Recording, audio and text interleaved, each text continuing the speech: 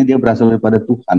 Makanya disebut anak Tuhan. Ini kan hanya penggunaan bahasa saja nih kalau menurut saya. Karena anak Allah ini banyak Pak dipakai. Mbak Rifa. Saya anak manusia, anak Tuhan. Nanya ya Mbak Rifa. Ya. Kalau pandangan Islam mengenai Kristus atau Al-Masih itu seperti apa Mbak? Maksudnya seperti ini. Kalau kami mengakui Al-Masih atau Mesias. Wah ini siapa nih? Iya. Non-Muslim lain nih. Iya. Oh. Iya. Welcome. Maaf Mbak. Saya mau tanya. Iya. Kalau Al-Masih. Ini Mas Denny nih. Saya Mas Bro. Mas Denny pakai sembunyi-sembunyi. Jadi gini Mbak. Menurut Anda. Enggak. Tapi ini saya beneran saya tanya Mbak. Saya enggak gimana. Jadi Al-Masih itu pemahamannya seperti apa? Kalau boleh tahu. Al-Masih itu kan gelar berasal dari kata masaha. Kalau di dalam perspektif kaidah berbahasa, kalau seandainya segala sesuatu itu akan dicatut, maka pasti bahasa awalnya ada contoh. Kenapa ada kata kafir? Karena berasal dari kata kafara. Kafara itu apa? Menutup. Orang-orang kafir ini makanya orang-orang yang menutup diri. Artinya ada korelasi dari etimologis ke terminologis, akhirnya maknanya kita ketemu gitu kan. Nah sama dengan masaha ini kan gelar kepada Ibnu Maryam. Kenapa? Karena Mesias. Ya kalau dengan saya belajar bahasa Ibrani, saya baru tahu ternyata kedekatan bahasa Ibrani ini dengan bahasa Arab tuh luar biasa. Contoh kayak zaman itu di bahasa Arab adalah waktu, di bahasa Ibrani juga zaman. Nah sama seperti ini, Mesiah dengan masaha itu ada keterikatan. Mesiah diurapi. Ketika Daud mengurapi, dia menggosok, mengusap minyak ke batu, ke Bait El itu diusap. Begitu juga ketika Salomo atau Raja Daud itu pas dia diangkat atau diurapi, atau dalam bahasa Ibrani Mesiah itu, dia itu diusap pakai minyak. Sama ketika Yesus mengobati dalam perspektif Islam itu, kenapa dia diberi gelar masaha atau Mesias itu, karena dia menyentuhkan tangannya lalu mengusap. Kalau ibarat kata mengurapi gitu kan, mengusapi atau ya mungkin ada makna kedekatan. Ya walaupun memang berbeda ya, ada perbedaan, tapi tetap saja tidak bisa dipungkiri bahasa Ibrani dengan bahasa Arab itu memang memiliki kedekatan, ada hubungan dan kedekatan makna dalam beberapa pelafasan. Kurang lebih begitu. Baik Mbak, berarti konteks teman-teman Muslim melihat Mesias itu adalah sebagai gelar, itu aja ya? Ya, sebagaimana Rasulullah dipanggil Al-Amin atau siapa? Musa dipanggil Khalilullah ya Ustadz Wafi ya, Khalilullah Nabi Musa. Kami cuma terangkan bagaimana Mesias itu dipandang dalam keimanan kami ya Mbak ya. Karena kan tadi Mbak Rifa kan mengatakan mengenai bagaimana anak Allah. Nah, sebenarnya jauh sebelum era Islam, kekristenan ataupun Judaism itu juga sama ya Mbak ya. Jadi yang disebut Mesias itu pemahamannya satu, yaitu anak Allah yang hidup.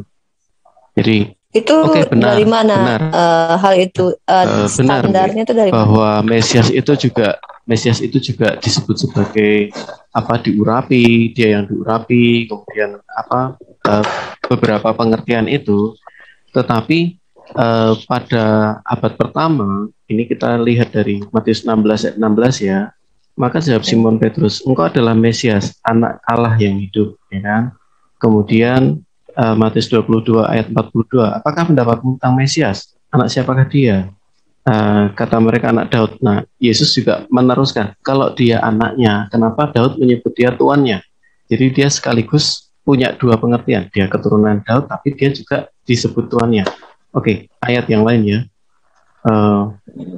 Sebentar.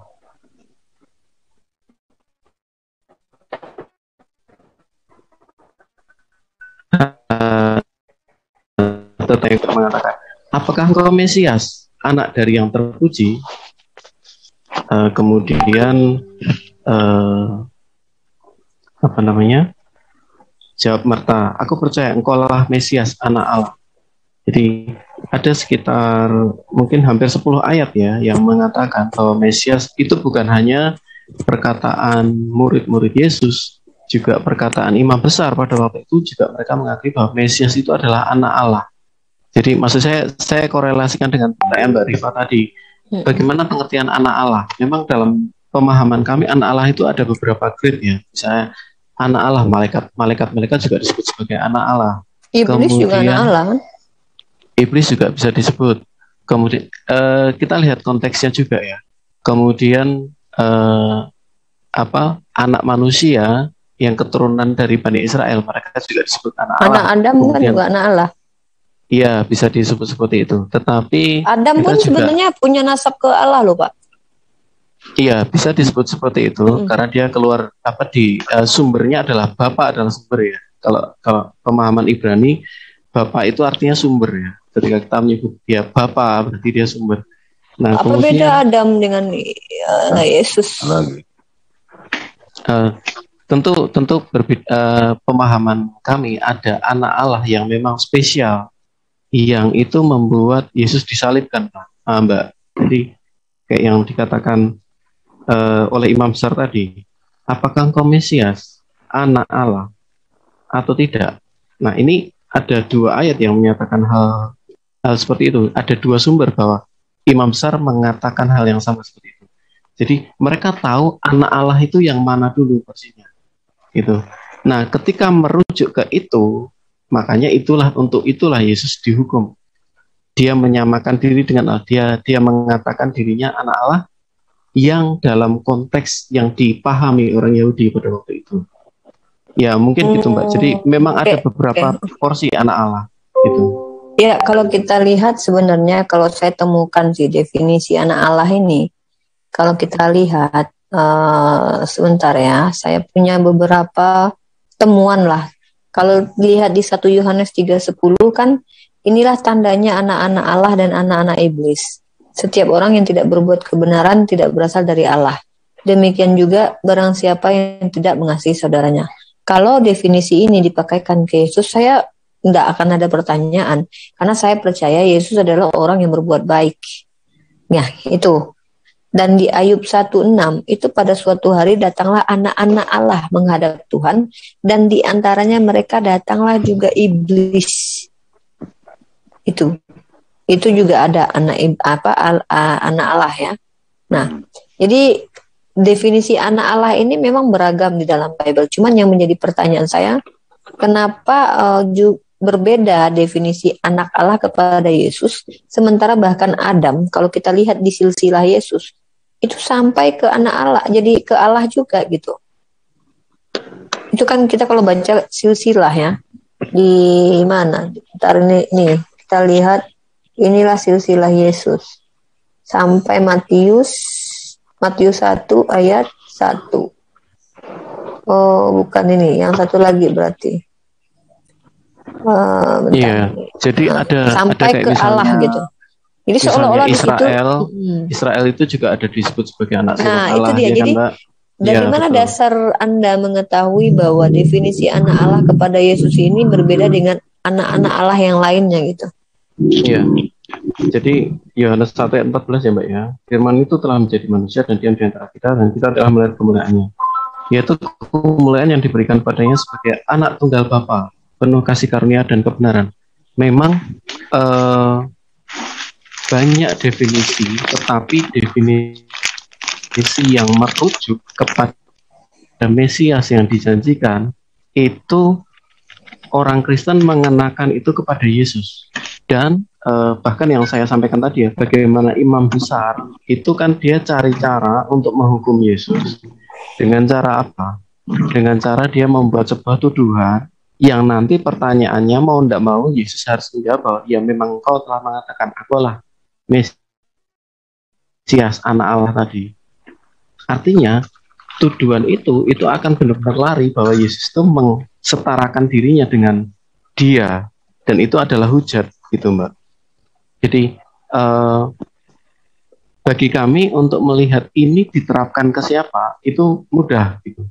Tetapi bisa dibilang definisinya banyak, tetapi kami tahu ini akan merujuk kepada siapa gitu, Mbak. Mungkin demikian. Kalau kita lihat ini Mas Bro, kalau kita lihat lagi nih ya, definisi anak Allah ini pun bahkan termaktub secara jelas di dalam Bible Anda di Yohanes 1:12.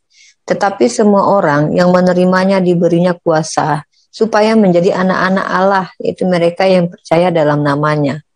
Nah, terus di dalam Matius 5:9, berbahagialah orang yang membawa damai karena mereka akan disebut anak-anak Allah. Nah, ini anak Allah lagi. Baru Kejadian 6 ayat 4. Nah, jadi kalau satu kata yang maknanya, frasanya ternyata banyak, tapi tetap merujuk kepada orang-orang yang berbuat baik, patuh kepada Tuhan. Kenapa justru kepada Yesus anak Allah ini kok maknanya jadi Allah gitu? Ini Mbak, karena kalau di anak-anak Allah yang lain, mereka tidak bisa merujuk kepada Mesias, Mbak. Jadi kalau Mesias ini beda lagi, Mas. Mesias ini kan berasal dari kata yang diurapi tadi, dan bukan cuma Yesus, bahkan di PL kan Mesias sudah banyak. Saya lebih tertarik ke anak Allah ketika 7. Mereka memang menunggu Mesias, tapi bukan menunggu Tuhan yang menuzul menjadi manusia, tapi menunggu Mesias. Mesias ini sudah ada belum? Sudah. Raja Daud, si Kores itu Mesias. Artinya kan mereka sudah kenal ada sosok Mesias ini adalah manusia yang akan memberikan menjadi penyelamat mereka gitu. Bukan Tuhan. Saya tidak pernah menemukan literasi bahwa Tuhan ikut nuzul ke dunia itu ditunggu orang Yahudi. Nah, tapi di kata frasa anak Allah itu digunakan kepada Yesus itu berbeda. Sementara anak Allah itu sudah dapat kita temukan definisi-definisinya, tapi tetap esensinya sama. Apa itu? Orang-orang yang percaya kepada satu Tuhan, orang kepada percaya Tuhan yang benar, kemudian melakukan perbuatan baik, kemudian orang-orang yang gagah perkasa di zaman kitab Kejadian 6:4 pada waktu itu. Orang-orang raksasa ada di bumi, dan juga pada waktu sesudahnya ketika anak-anak Allah menghampiri. Bahkan iblis pun disebut anak Allah. Artinya kalau kita lihat definisinya memang beragam, cuman yang saya pertanyakan, yang definisi kepada Yesus, itu dapatnya dari mana? Yang punya otoritas menerjemahkan itu siapa? Gitu. Ya, konteks saya kepada Mesias adalah seperti ini, Mbak. Jadi Mesias itu dia juga menjadi korban untuk penebusan dosa. Jadi ada konteks sebagai penebus dosa di situ, Mbak. Sementara Mose kemudian Daud, mereka tidak ada konteks ke arah situ. Nah, saya buka Yohanes 3 ayat 16 ya. Karena begitu besar kasih Allah akan dunia ini, sehingga ia telah mengaruniakan anaknya yang tunggal. Nah, ini tadi ya, anak tunggal tadi, supaya setiap orang yang percaya kepadanya tidak binasa, melainkan beroleh hidup yang kekal. Nah, Mesias ini ada dua. Dia sebagai imam dan dia juga sebagai raja. Nah, kedatangan Yesus yang pertama yang di dunia ini, dia menyelesaikan permasalahan dosa. Artinya dia menjadi Mesias sang imam. Baru kedatangan yang kedua, dia menjadi Mesias sang raja tadi. Bahwa setiap lutut akan bertelut, setiap lidah akan mengaku dia mau terima atau dia tidak terima, dia menolak atau tidak menolak, tapi mereka akan berlutut kepada Yesus. Nah, pada porsi anak tunggal Mesias itu coba Mas lebih ditekankan. Anak tunggal ini maksudnya soalnya frasa anak sulung pun sudah diberikan kepada Bani Israel gitu. Iya, betul. Tetapi Bani Israel tidak bisa mengampuni dosa, Mbak. Tidak bisa menyelesaikan pengampunan dosa. Itu juga tidak bisa diselesaikan maksudnya gimana nih? Jadi seperti ini. Kita melihat jadi gini, kalau kawan-kawan melihat Quran itu adalah kitab yang dalam satu zaman ya, Mbak ya. Nah, sementara kami melihat Alkitab itu dari kitab dari berbagai zaman. Artinya apa? Dari zaman, tiap zaman turun ke zaman itu harus ada kesinambungan, Mbak. Kesinambungan dalam konteks apa? Nubuatan. Jadi kita melihat nubuatan Mesias dari Kejadian, awal Kejadian sampai Wahyu itu kan ada kesinambungan mengenai kemesiasan atau penyelamatan atas setiap dosa-dosa kita. Bahkan di Kejadian 1 ayat 2, Roh Allah melayang-layang di atas permukaan air. Itu di dalam salah satu midras atau salah satu misal, itu dikatakan Roh Mesias. Jadi bukan Roh Allah, melainkan Roh Mesias. Artinya Allah dan Mesias itu sama. Maksud saya seperti ini. Midras mana nih Mas? Saya pernah bukakan itu, tapi saya nggak prepare sekarang ya. Saat ini saya nggak prepare, tapi saya pernah bukakan itu waktu itu di penegak Islam juga. Saya bicara ke Hansu waktu itu, karena Hansu saya kejar terus kemarin. Saya sudah open, Bang Yusuf pasti juga tahu. Bang Yusuf saya. Nah, tetapi maksud saya seperti ini. Ada kesinambungan nubuatan dari kejadian bahwa nanti ada seseorang yang dijanjikan. Nah, seseorang yang dijanjikan, iya, seseorang yang dijanjikan menjadi penyelamat. Iya, kejadian 3 ayat 18. Ya. Keturunan wanita ini akan meremukkan kakimu. Nah, bagi kami ini adalah nubuatan Mesias, Mbak. Gitu. Nah, kemudian turun kepada keturunan wanita ini akan meremukkan kepalamu. Iya. Kemudian itu turun kepala ular. Kemudian itu turun kepada kayak Ibrahim. Ibrahim dia juga ada persembahkan. Tapi yang terutama dari zaman Musa, dari Leviticus itu ya Mbak ya. Disitulah mulai yang disebut dengan korban-korban untuk penghapus dosa. Nah, korban-korban penghapus dosa itu misalnya di The Day of Atonement, kemudian Nah, disitulah ada yang disebut korban untuk ada dosa massal, dosa imam, itu dihapuskan. Bahkan dosa-dosa yang tidak disengaja. Berarti pada waktu dikurbankan zaman itu, dosa yang Anda sebutkan itu bisa dihapuskan? Iya, bisa dihapuskan, Mbak. Maksudnya seperti kalau memang bisa dihapuskan, ngapain Yesus turun ke bumi gitu loh? Iya, betul. Kita tahu di dalam kitab Ibrani dikatakan seperti ini, bahwa korban-korban tadi tidak dapat menyempurnakan. Kenapa? Karena yang bersalah dan yang berdosa adalah manusia. Kalau nggak dapat menyempurnakan, ngapain disuruh tuh di perjanjian lama? Iya, itu adalah gambaran memang. Memang itu adalah gambaran bahwa nanti akan datang si Mesiasnya nanti, yang dia yang akan menyempurnakan setiap korban-korban. Berarti yang korban dulu-dulu tuh tetap aja masuk neraka gitu? Tidak. Jadi gini, kalau boleh kami dari sudut pandang kami ya Mbak ya, posisinya seperti ini. Ada dosa yang disengaja, ada yang dosa tidak disengaja ya. Nah, dosa yang tidak disengaja pun seorang imam, saya kalau lupa ingat ya, itu juga harus membawa lembu untuk. Bukannya upah kecil dosa adalah maut, mau sengaja atau nggak sengaja? Iya, betul. Nah, yang mengalami maut adalah lembu tadi, Mbak. Jadi prinsip bahwa hukuman harus dijalankan itu prinsip keadilan Allah. Ya, berarti bisa dong lembu jadi kurban? Iya, memang. Yang ngapain gitu memang. Kalau kenapa harus Yesus kalau gitu? Nah, itu bagi kami itu adalah misalnya gini, Mbak Rifa dapat surat dari pacarnya pada waktu belum nikah ya. Nah, terus kemudian pacarnya datang.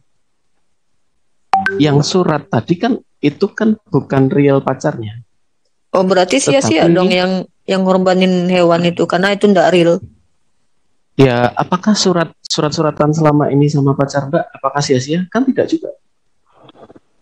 Surat-suratan itu kan enggak ada kaitannya dengan terampuni dosa. Itu ya, kan istilahnya ketika saya. Ini kan ilustrasi Mbak. Ilustrasi maksudnya untuk menggambarkan bahwa Tuhan kami itu baik dia adil, dia juga kasih. Adilnya itu dia pasti waktu itu dipotong hewan kurban zaman perjanjian lama. Itu dosa yang motong diampuni apa enggak? Oh, diampuni. Lah kalau gitu ngapain Yesus turun kalau bisa diampuni kalau pakai hewan, Pak? Loh, tapi kan itu tidak bisa menyempurnakan, Pak. Loh, itu diampuni enggak itu? Ya, memang betul diampuni. Gitu. Tetapi apakah sekarang seperti ini? Apakah dia juga bisa terus-menerus mempersembahkan seperti itu? Kan tidak juga, Mbak. Lah bisa, sampai sekarang hewan masih banyak kok, kami berkurban tentunya. Ya, tapi kan bukan dalam konteks penebusan. Loh, sekarang gini. Mbak Rifa sebentar, itu tadi dari Hosea 3 ya Mbak? Itu bilangin nama Pak, siapa namanya tadi? Pak Ginting. Pak Ginting ya, Hosea 3 aja dibaca itu, kalau seandainya ini. Ya, kan gini nih, kan zamannya perjanjian lama, orang bunuh hewan. Ya, kan bisa tuh diampuni. Lah ngapain di perjanjian baru bunuh Tuhan gitu loh. Kalau hewan aja bisa dibunuhin buat mengampuni dosa gitu loh. Baik, di dalam Yesaya 53 ya Mbak ya. kita buka. Ada yang boleh bantu mungkin? Yesaya 53. Saya 53 ayat. Sebentar. Saya yang buka nih. Yesaya 53 ayat. Nubuatan Yesus katanya. 53 ayat berapa? Sebentar. Ini nih, saya share scan.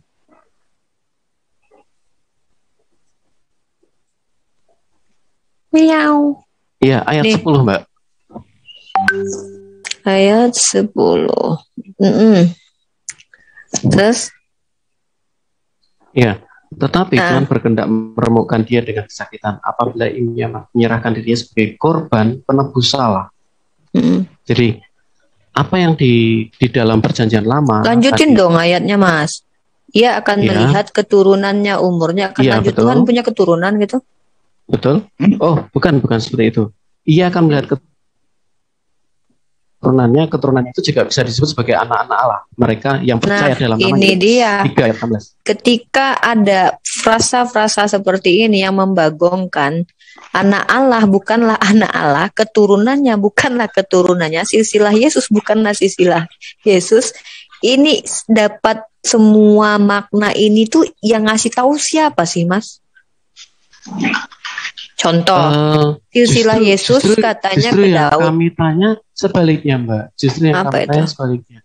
Bagaimana teman-teman Muslim yang datang 600 tahun itu belum terjawab ya? Nanti saya jawab. Lanjut. Iya, baik. Bagaimana kawan-kawan Muslim yang datang 600 tahun setelah Yesus itu tidak bisa memahami apa yang sudah ada di abad pertama dipahami, Mbak? Di abad pertama yang dipahami apa? Iya, penebusan itu sudah selesai di dalam kitab perjanjian. Ini Mas, di Konsili Nikea, Mas, kredo itu gunanya apa Konsili Nikea itu coba? Sekarang gini. Jadi yang dipahami di abad pertama itu adalah apa? Konsili Nikea itu adalah munculnya bidat Arius. Nah, kayak misalnya seperti ini. Kemunculan ajarannya saya Imam bukan Asy'ari. substansi tentang bidat itu. Saya bertanya, kan Anda bilang gini, Mbak Rifa, kenapa Al-Quran yang muncul 6 abad setelah itu kok mengingkari yang pemahaman di abad pertama, Pak? Makanya saya tanya, di abad pertama emangnya ada paham seperti apa? Karena mohon maaf, sudah ada Ebionit, sudah ada Arius. Berarti ada pergolakan pada waktu itu di gereja mula-mula. Kita nggak tahu nih mana yang benar-benar nih, ya kan? Karena mohon maaf, Protestan yang 1500 tahun merasa klaimnya paling benar daripada Katolik, bahkan buktinya kitabnya aja beda nih. Makin kesini merasa makin benar. Nah, kalau ditanya abad pertama, emang Kristen apa di abad pertama? Itu kita tanyain dulu. Karena sudah ada Ebionit. Mereka meletakkan Yesus sebagai apa coba? Manusia. Nah, jadi ketika ada aliran-aliran itu sudah di abad pertama, lalu kalian katakan mereka lah bidat, jangan-jangan kalian yang bidat. Dari mana kita tahu itu? Standarisasinya apa? Ya, tentu menentukan ada bahwa nasab. kalian bidat atau enggak? Baik. Kita ada yang disebut nasab dari misalnya Yohanes, kemudian turun kepada Coba Irenaeus bisa atau sebutin nggak itu Polikarpus. nasabnya? Sampai ke Polikarpus. Misalnya Yohanes turun ke Irenaeus, baru turun ke Polikarpus, kemudian kemudian turun kepada bapak-bapak gereja. Itu datanya punya nggak, Mas? Sebenarnya banyak ya, Mbak ya, kalau di internet. Saya mungkin nggak siapkan jawabnya. Saya baru tahu nih kalau Kristen punya nasab soalnya. Oke, aku nggak pakai istilah nasab deh. Aku nggak pakai istilah nasab. Kita pakai istilah ortodoksi ya. Sebentar, aku istilahnya apa sih? Lupa ingat saya. Tetapi ada sanad. Jalur sanad. Ya kalau sanad. Kalau nasab kan keturunan. Kalau sanad kan rantai periwayatan. Ya mungkin sanad. Saya minta maaf saya salah. Apa-apa. Jadi anggap aja soalnya kalau saya ngomong sanad nanti saya juga keliru ya. Kemarin mata rantai periwayatan keliru lah. juga. Nah, mata rantai murid. Nah, itu kan juga ada ya, Mbak ya. Nah itu memang ada, Mas. Ya, ada dong, Mbak. Kita kan sejarahnya lengkap. Ya, coba Mas, kasih tahu Mas. Dari Yohanes itu langsung ke siapa? Yang mengajarnya di mana? Ada namanya Sinaksarium ya, Mbak ya. Mbak pasti udah tahu ya. Sinaksarium. Itu data-data lengkap juga. Kemudian juga apa namanya? Itu tahu dari mana, Pas? Loh, itu kan sejarah, Mbak. Iya, yang ngasih tahu siapa? Kalau yang melegitimasi, ya data sejarah, semua data sejarah, Mas. Kita Shakespeare juga data sejarah, Romeo and Juliet juga data sejarah. Tapi kan ketika sesuatu itu dianggap kisah sejarah atau apapun itu tanpa ada data pendukungnya yang benar-benar empiris, itu bisa dibatalin gitu loh. Kalau kita bicara tentang data sejarah bagi umat Kristen, iya itu data sejarah. Tapi mari kita lihat, apakah orang Yahudi juga punya perspektif lain tentang kisah Yesus? Iya, mereka juga punya. Jadi kita bisa menilai nih. Iya. Ada Yahudi punya perspektif lain tentang Yesus. Sebentar, Kristen juga.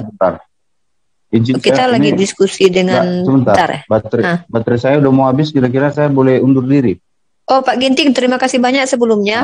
Mohon maaf kalau saya kata-kata ada yang salah ya, Pak ya. Pak Ginting itu yang tadi ayatnya tadi di Hosea 3, Pak ya. Iya. Besok malam kita di sini lagi, Bang ya. Iya, Pak Ginting. Pak Ginting. Ya, tetaplah menjadi Advent yang taat dalam iman ya, Pak. Oh, ya, terima kasih. Ya. Izin dulu ya, besok kita jumpa lagi di sini. Iya, Pak Ginting. Ya, Hosea 3 ya, Pak ya, PR besok ya, Pak. Jelasin ya. Terima kasih. Iya. Tapi kayaknya lanjut deh sama yang lain, Mas Denny. Tapi yang penting gini, Mas Denny, saya mau menanyakan definisi anak Allah, sanadnya Bible, sanadnya mata rantai pengajaran itu. Nggak apa-apa lain kali ditunjukin, Mas. Soalnya saya lagi nyari-nyari memang sanadnya Bible itu. Kalau sanadnya ajarannya itu kalau ada itu saya shock itu. Soalnya dari dulu saya nyari nggak ketemu. Tapi kalau Mas Denny punya ya kita bisa lihat gitu.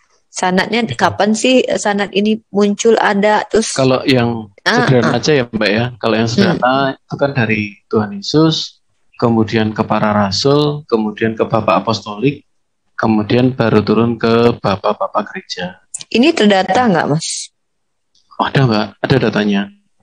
Saya malah dari Yesus ke Markus itu gimana tuh? Yang ngasih tahu siapa? Soalnya menurut Bar Ehman sendiri Markus pun tidak ketemu sama Yesus. Kan ada Lukas dan Markus ya, Mbak ya? Sama, Lukas juga nggak ketemu kan sama Yesus. Nah, itu ada data dari Bapak Gereja yang namanya Zerume kalau tidak salah ya. Iya, itu Jerome. Mereka mengatakan bahwa keduanya itu salah dari bagian dari 70 murid. Tetapi seperti ini, Mbak, tidak bisa kata dipahami. Mereka, tapi tidak ada datanya ya, Mas. Nah, ini yang boleh saya luruskan ya. Jadi yang disebut murid kayak misalnya seperti ini, Matias. Matias itu kan datang untuk menggantikan Yudas. Matias itu rasul yang diundi, Mas. Iya, betul. Dia rasul yang diundi. Tetapi mengapa Matias dikatakan seperti ini? Sebentar ya. Bagaimana mereka bisa memilih Matias? Rasul itu artinya utusan Tuhan, tapi kok tiba-tiba bisa diundi, Mas? Sebentar. Itu menarik juga sih, Mas. Matias ini diundi dia. Dicap, cip-cup, kembang kuncup, siapa yang jadi, itu jadi rasul, kayak gitu. Seolah-olah kayak gitu, Mas. Nabi aja ketika mau berangkat juga mau di istri loh, Mbak. Iya, pasti ada undian juga. Tapi ya, bukan diundi Tuhan gini. Kalau itu kan undi siapa yang mau digilir kan bukan beda. Emangnya Matias mau digilir? Oke. Gini. Coba deh. Bukan gini. Kan Tuhan mau mengutus, tiba-tiba diundi cap, cip, cup, kembang kuncup. Jadi pilihan orang-orang di situ tuh diundi gitu. Jadi ini membagongkan menurut saya. Kenapa? Dari mana Anda tahu? Ya, dari mana Anda tahu bahwa itu benar-benar Tuhan yang milih gitu loh. Cap, cip, cup, kembang kuncup jadi rasul kan. Kisah gitu. Rasul 1 ayat 20 ya, Mbak ya. Jadi para rasul kan mereka merapat ya. Sebab ada tertulis dalam kitab Mazmur, biarlah perkemahannya menjadi sunyi, dan biarlah tidak ada penghuni di dalamnya, dan biarlah jabatannya diambil orang lain. Jadi dari ayat ini berbicara kepada mereka, ayat 21, jadi harus ditambahkan kepada kami. Seorang dari mereka yang senantiasa berkumpul dengan kami selama Tuhan Yesus bersama-sama dengan kami. Ingat ya, selama Tuhan Yesus bersama-sama dengan kami. Kami itu siapa aja, Mas? Para rasul, yaitu mulai dari baptisan Yohanes sampai hari Yesus terangkat ke surga meninggalkan kami. Jadi bahkan sejak baptisan Yohanes sampai hari Yesus terangkat, itu ada murid yang tidak pernah disebutkan, Mbak. Lah itu dia, Jadi, Mas. Saya percaya kalau ada murid yang misteri tidak disebutkan. artinya, tapi dari mana bisa sebentar, tahu Bang. kalau itu Lukas sama Markus gitu loh. Jangan-jangan Cahyono, Mas. Bahkan kalau Mbak paham yang rumah yang dipakai untuk perkumpulan itu adalah rumahnya Yohanes Markus. Gimana ini?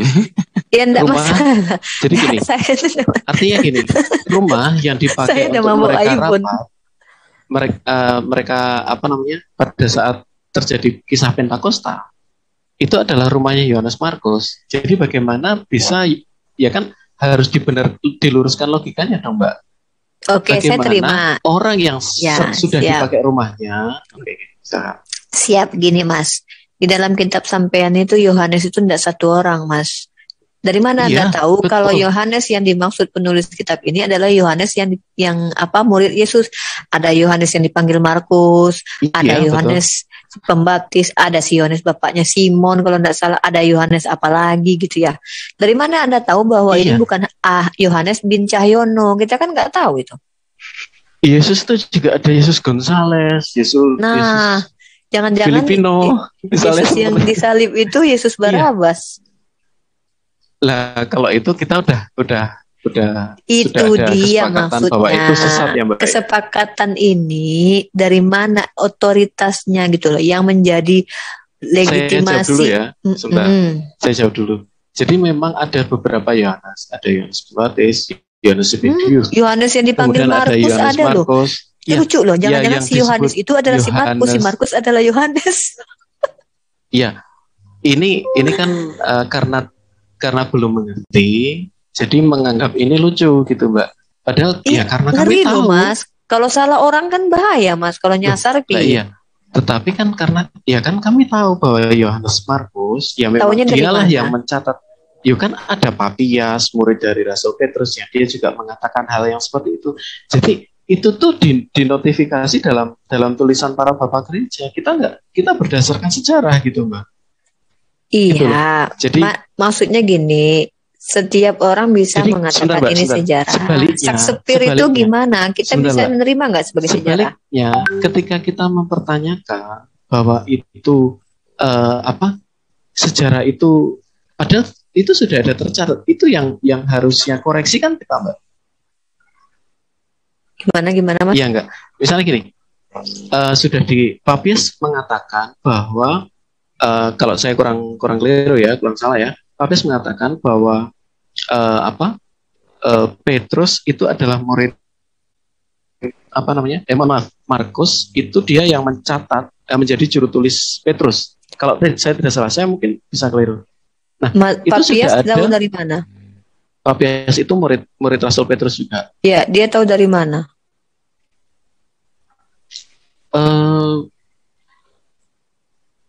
Saya bingung.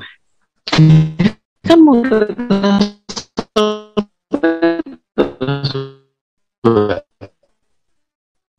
saya senang loh, Mbak. Sebenarnya saya senang, Mbak, bertanya seperti ini. Tapi kalau misalnya pertanyaan ini dibalik, Mbak, ya. Ya, itu balik kan? Ya, misalnya gini. Anda bisa mempertanyakan sumber-sumber yang dalam satu zaman. Kenapa Anda tidak mempertanyakan sumber-sumber yang 600 tahun jauhnya dari Yesus? Oke, boleh saya jawab? Ya, monggo. Nah, jadi begini.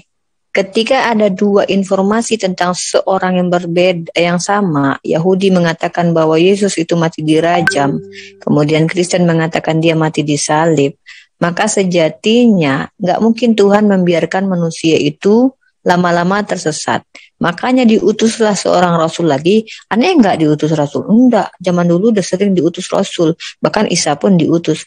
Maka diutuslah rasul untuk menyatakan bahwa apa yang kalian perdebatkan itu, bahwa dia itu tidak disalib. Wa ma qataluhu wa ma salabuhu. Lalu bagaimana kami mau membuktikannya? Gampang. Kami nanya dulu nih di kitab sebelumnya. Tentang penyaliban Yesus itu benar-benar akurat enggak? Mari kita lihat. Oh, di ayat ini matinya jam 9 coy. Di ayat ini matinya jam 12 coy. Di ayat ini katanya muridnya jadi saksi, padahal murid-muridnya pada pergi semua gitu. Yang ada cuman Maria Mercedes, Maria Magdalena, Maria gitu kan. Lah, terus tiba-tiba ada lagi kisahnya yang jubahnya warna merah. Jubahnya ada beberapa kisah-kisah yang istilahnya berkontradiksi gitu loh. Kematian si Yudas lah, aneh. Satu mati katanya bunuh diri, satu lagi mati tertelungkup. Jadi kisah-kisah yang beberapa orang itu pasti tidak semua benar, tidak semua salah. Kenapa? Yang namanya menceritakan tokoh sejarah, kalau seandainya banyak yang menceritakan, maka paling penting bagi kita adalah siapa yang menceritakan dan dari mana sumbernya untuk tahu itu benar atau tidak. Nah, karena kisah ini sudah banyak yang memberitahukan dengan versi masing-masing. Contoh, Yahudi bilang Yesus mati dirajam. Kristen bilang Yesus mati disalib. Sementara pun sesama Kristen pun penulis kitabnya pun beda-beda infonya. Yang satu kitab bilang matinya jam 9, satu kitab matinya bilangnya jam 12. Maka Allah memberitahukan di dalam Al-Qur'an, begini loh sebenarnya kejadiannya, dia tidak disalib, tidak mati. Lalu bagaimana Mbak Rifa bisa percaya? Mbak Rifa kan punya akal, punya otak. Ya bagaimana mungkin Tuhan mengutus hambanya lalu membiarkan dia mati begitu saja konyol, sementara dia tidak berbuat salah, dia baik. Dan di kitab Anda ternyata yang diutus itu pun berdoa, ya Bapa, biarkanlah cawan ini berlalu daripadaku, dan biarkanlah semua terjadi atas kehendak-Mu. Bagaimana mungkin orang sebaik itu doanya ditolak Tuhan gitu loh. Dia berdoa loh di Taman Getsemani, loh kok ditolak, salah apa dia tidak salah apa-apa kok. Ya kan, itu logika pakai hati nurani. Saya pakai hati nurani dong. Lah, dari mana membuktikan? Kita buktikan Al-Quran ini benar nggak buatan manusia. Al-Quran menantang dirinya kok. Kalau memang ini buatan manusia, pertama ada kontra di dalamnya, kontradiksi. Ada nggak sampai sekarang? Yang kedua, pasti ada palsunya, bisa dibikin orang. Artinya bisa orang membuat semisal seperti itu. Kalau manusia yang bikin, mesti harus ada yang bisa membuat seperti itu. Hebat kali Nabi Muhammad bikin karya, tidak ada yang menandingi, tidak ada yang bisa membuat. Ya kan? Tidak mungkin. Harusnya ada, tapi tidak ada. Al-Quran apokrifa. Tapi kalau Bible ada nggak apokrifa? Oh, ada banyak. Injil Filipus, Injil Maria Gonzales, Maria Cahyono. Banyak. Jadi artinya, kalau kita ingin tahu benar dua sumber ini, yang tiga sumber ini yang mana, maka saya akan lihat kesalahan di dalam tiga kitab ini. Tiga sumber ini, Yahudi punya kesalahan nggak dalam penyampaian? Oh, ternyata ada contoh dalam Tawarik, umur anak lebih tua 2 tahun. Kalau ada kemungkinan 1 kali kesalahan, maka tidak menutup kemungkinan banyak kesalahan terjadi. Al-Quran punya enggak kesalahan secara sains, secara kontradiksi punya enggak? Ada yang mampu membuat semisal Al-Quran enggak? Lagi ditantang lagi tuh di Al-Quran tuh. Banyak tuh. Kalau memang ini buatan manusia, maka tentu akan ada distorsi. Sampai sekarang ada enggak yang berani bisa menyisipkan ayat di dalam Al-Quran seperti yang terjadi di 1 Yohanes 5:7? Ada enggak yang berani yang bisa menyelewengkan makna Al-Quran? Oh, enggak bisa. Kami merujuk kepada Ibnu Katsir. Ibnu Katsir milik seluruh dunia. Artinya banyak orang di dunia ini walaupun apapun kiroatnya merujuk ke makna yang dibawa oleh Ibnu Katsir gitu. Terlepas dari berbeda-beda dalam mengambil hikmahnya gitu. Itu caranya Mas, membuktikan informasi ini benar atau tidak. Cari kesalahan kitabnya gitu bagi saya. Oke, siap Mbak. Jadi Mbak tadi maaf ya, sudah selesai Mbak? Kalau belum saya dengarkan. Udah, sabar banget sih Anda Mas. Ini sama Ustadz Wafi aja dilanjut. Ustadz Wafi orangnya sabar juga nih. Oh iya, saya tahu. Soalnya kalau Anda mau tanya tentang Islam nih Ustaz Wafi, cuman saya mau tidur nih. Nanti saya akan tanya. Soalnya saya takut mimpi sama Cahyono nanti. Cahyono Valen ya Mbak ya? Enggak, takutnya Johannes bin Cahyono. Oke. Sebentar. Jadi mengenai apa Quran minta dibuktikan, saya akan tanya setelah ini ya Mbak ya. Saya akan bukakan beberapa data. Kemudian mengenai penyaliban itu Yesus. Tugas Ustadz Wafi itu. Sebentar, mengenai penyaliban Yesus itu baik sumber-sumber non Yahudi, mereka juga mengakui ada sekitar 16 sumber yang mengakui bahwa Yesus disalib. Tapi gini deh, kayaknya Anda salah paham tentang Al-Quran. Al-Quran tidak pernah mengatakan bahwa penyalipan itu tidak pernah terjadi loh. Terus yang benar gimana, Mbak? Di Al-Quran itu menolak yang disalib adalah Yesus. Tapi kalau peristiwa keji lagi mengerikan itu ada buktinya. Berarti penyalipannya benar-benar terjadi gitu ya, Mbak? Oh iya dong, kan kata Al-Quran gini, dengar dulu. Wa ma qataluhu wa ma salabu, tapi dia diserupakan. Artinya ada memang yang mati, disalib dengan keji, telanjang, bulat, nggak pakai apa-apa, dengan hina, ternoda, ternista, ada. Tapi bukan Nabi mulia ini, gitu loh. Gitu. Tapi bukan dibantah. Ya, saya bisa melihat. Iya.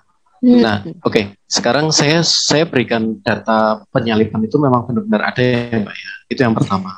Kemudian kan tidak dibantah sama Al-Quran, Mas. Baik. Jadi yang pertama itu. Yang kedua, murid-murid adalah saksi, bukan hanya penyalipan, melainkan kebangkitan. Jadi ada sekitar 4 saksi pada waktu itu yang minimal.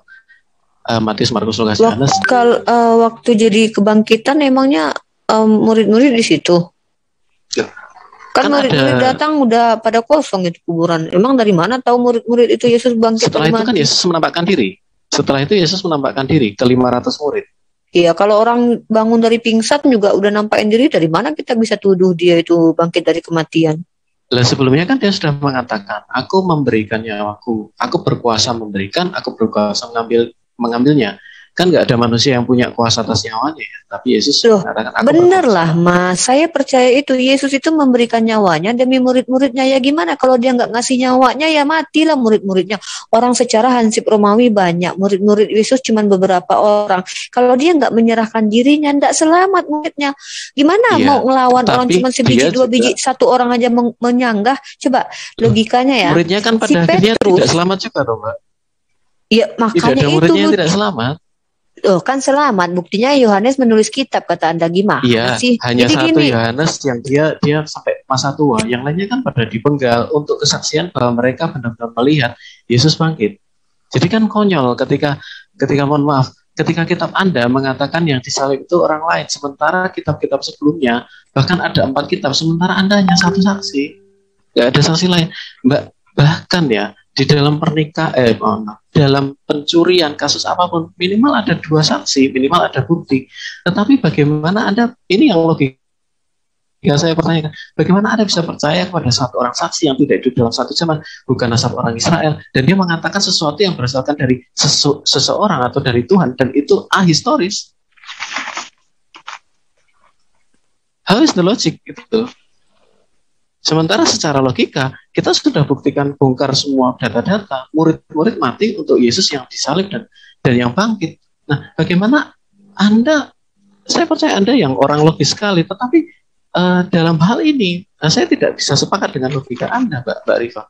Oke, saya ingin bertanya mengenai tantangan Quran tadi ya, Mbak ya.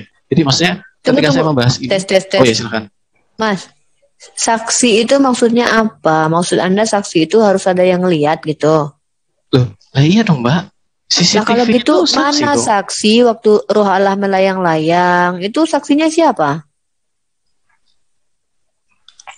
Musa menulis kitab Perjanjian Lama, menulis kitab Torah, dia naik ke atas gunung Mbak. Dia berbicara dengan Allah sendiri. Waktu Roh Allah melayang-layang di atas air, Musa udah ada.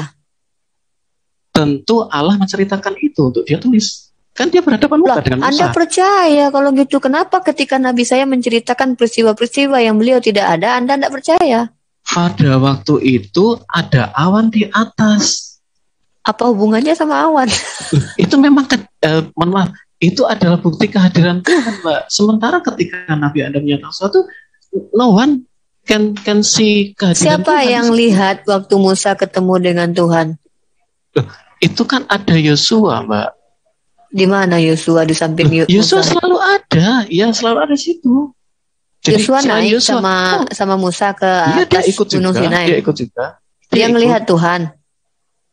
Ada, dikatakan ada sekitar 70. Anda tahu enggak di ayat itu apa? Barang siapa yang melihat Tuhan, mendengar Tuhan, mati orang-orang gitu loh. Abraham itu juga melihat Tuhan kan, Mbak. Tetapi kan Allah Abraham melihat Tuhan. Iya. Abraham melihat Kejadian Tuhan dikatakan yang katanya Allah, makan gitu, makan iya, daging lembu itu. iya, Ya itu kan betul. menurut Yang Kristen kan kenyang. Tuhan. Pada dasarnya kan orang Yahudi tidak percaya itu, ya kan, Lah, bahwa itu adalah kan Tuhan. Yod-Heh-Waw-He. Itu Yod-Heh-Waw-He. Ya, Iya. tapi kalau menurut orang Yahudi itu adalah Tuhan yang roh Allah melayang-layang itu. Oh, saya nggak pernah mendengar seperti itu, Mbak. Setahu saya malah tafsir karena Yahudi begini, mereka mengatakan memang itu adalah malaikat. Nah, malaikat Tafsir kan. Yahudi mengatakan itu malaikat, bukan roh Allah yang lain. Nah, makanya berarti kan bukan Yod-Heh-Vav. Loh, di situ tercatat secara letter kecuali kawan-kawan Yahudi tidak mau menerima yang tercatat. Sementara sebenarnya tidak heran sih, Mas. Tidak heran kalau seandainya pun malaikat atau nabi sekalipun dikatakan sebagai Tuhan, kan sudah tertulis di dalam kitab Anda. Barang siapa yang menyampaikan Tuhan, firman, dialah Allah. Tapi di Yod-Heh-Vav-He, jadi langsung merujuk ke nama itu. Kejadian 18 ayat 22. Ya, saya tidak masalah. Bahkan Yod-Heh-Vav-He juga berantem sama Yakub kan, tapi Yod-Heh-Vav-He kalah kan? Ya, dia bisa di situ dikatakan malaikat Tuhan. Ya, betul. Di dalam Anda percaya itu? Yod-Heh-Vav-He turun ketemu Yakub, terus dia berantem Yakub, dia kalah. Mendingan nyembah Yakub aja lah, Mas. Ngapain nyembah Tuhan Anda kalah kok sama Yakub? Nah, di sini saya lihat Anda melihat tadi Anda pakai tafsiran orang Yahudi. Sementara ada juga tafsiran orang Yahudi tentang hal itu loh, Mbak. Anda yang standar janda. Kenapa ketika Tuhan kalah Anda tidak mau pakai tafsiran kitab Anda, lalu pakai tafsirnya Yahudi? Saya masalah. Ya, saya berarti Anda tafsir saya enggak masalah. Anda terima tidak Tuhan berantem Anda kan kalah dua kali. Anda memang menerima kalau Tuhan Anda itu dari surga nggak ada makanan, turun ketemu Abraham minta makan daging lembu. Ya karena memang dia ada bisnis di situ. Ada bisnis, ya udah nggak apa-apa. Terus ya, habis itu buang air besarnya di mana itu? Ya itu kan udah kenyang. Nggak, terus abis itu dia waktu berantem sama Yakub, terus Yakub menang, kenapa nggak Yakub aja yang jadi Tuhan, Mas? Kalau misalnya dimaknai seperti itu, kami tidak maknainya seperti itu, Mbak. Iya, kan ada dua nih. Anda percaya bahwa Tuhan itu ketemu Abraham terus minta daging lembu. Tuhan nggak ada makanan di surga sepertinya. Heran aja sih, memang dia butuh makan daging lembu. Kayaknya mungkin dia kesepian kali ya. Kalau dimaknainya seperti itu, ya akan jadi seperti itu. Kami tidak pernah memaknainya seperti itu. Iya, tapi kan dia makan daging lembu, Mas. Iya, betul. Ya udah, berarti kan memang dia membutuhkan makanan. Tuhan kok geragas sih? Iya.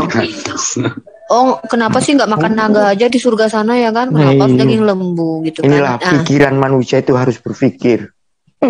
Udah saya sholat subuh dulu lah. Oke. Sebentar Mbak, saya mau tanya mengenai yang Anda katakan tadi. Anda kan mengatakan bahkan Al-Quran memberikan dirinya untuk diuji ya Mbak ya. Nah, apa? Kitab Anda mengatakan, saya boleh tanya Mbak, menurut Anda Al-Quran di seluruh dunia itu hanya satu, sama, atau berbeda-beda? Semua sama, qira'atu sab'ahnya sama, mushaf waras sama di seluruh dunia, mushaf hafiz sama di seluruh dunia. Tidak ada mushaf waras, ada yang lain daripada mushaf waras yang dipegang orang di belahan dunia yang pegang mushaf waras.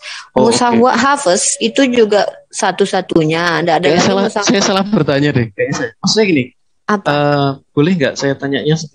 Apakah Al-Quran di seluruh dunia itu baik huruf, tulisan, sampai ke titik komanya itu sama? Oh, kalau secara penulisan memang ada perbedaan qiraat yang disebut dengan qiraatus sab'ah, tetapi itu tidak diadakan setelah Nabi wafat karena memang legitimasi dari Nabi ada.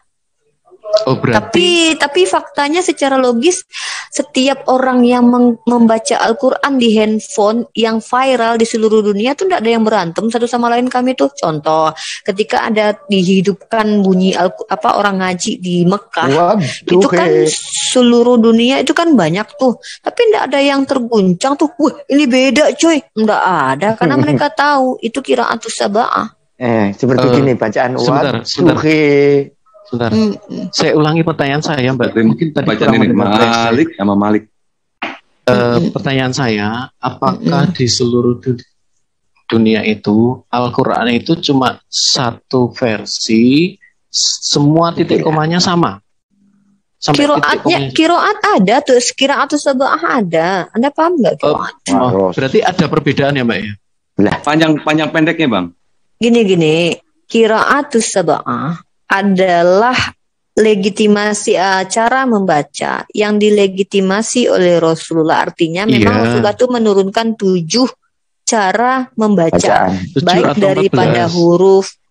Iya itu kan gini Mas, kan ada yang mutawatir, ada yang tidak. Itu panjang penjelasannya. Nah sekarang pertanyaannya. Mutawatir bukan tidak. Saya sudah diskusi sama Cak Tata juga soal itu. Bukan, maksud saya gini. Saya balik ke pertanyaan saya. Berarti Quran misalnya boleh ya? Saya jarang ngasih tidak masalah. Gitu, ini tidak ditutup-tutupi kok Mas. Kami tidak ada yang seolah-olah menyembunyikan gitu. Bahkan di akademisi dipelajari kok kiraatus sab'ah. Kayaknya Anda bisa lihat itu kok. Baik. Saya itu bukan kiroat kan ada itu juga seperti wadduha walaili idza jadi gini, pertanyaan saya kembali ya, berarti sama atau beda gitu aja? Ya kalau kiroat yang namanya 7 sama ya beda-beda lah kiroatnya Mas. Ya, gini. Bentar Mbak ya. Berarti ada misalnya perbedaan kayak gini, sebentar Mas. Misalnya kayak gini, Malik sama Malik. Enggak, itu malnya panjang dan Malik apa dia mau mempremiskan Mas ini dia mau mempremiskan dengan dia menanyakan seperti itu, dia pikir kita imannya tergoncang karena menganggap wah beda Al-Qur'annya, padahal kita punya qiraatus sab'ah di mana tidak merubah makna, tidak merubah aturan, tidak merubah doktrin sebagaimana yang mereka alami. Mereka satu kitab, satu ayat aja, satu orang ditanya itu beda-beda jawabannya, bahkan konsep jawabannya beda. Mas. Satu orang ada yang hafal 7 qiraat, ada yang hafal 2 qiraat, 3 qiraat, enggak masalah. Oke, saya boleh artinya ya? Mas, yang penting artinya enggak berubah. Artinya enggak berubah, Mas. Artinya enggak berubah ya. Jadi kalau misalnya saya temukan perubahan arti, silakan. Boleh ya? Oke. Tunjukin. Ya. Jangan digini, nanti satu ayat Al-Quran itu ada yang disebut dengan lafaz mustarak. Berbeda bukan berarti bertentangan loh ya, bertentangan sudah pasti berbeda, jadi dipahami juga itu.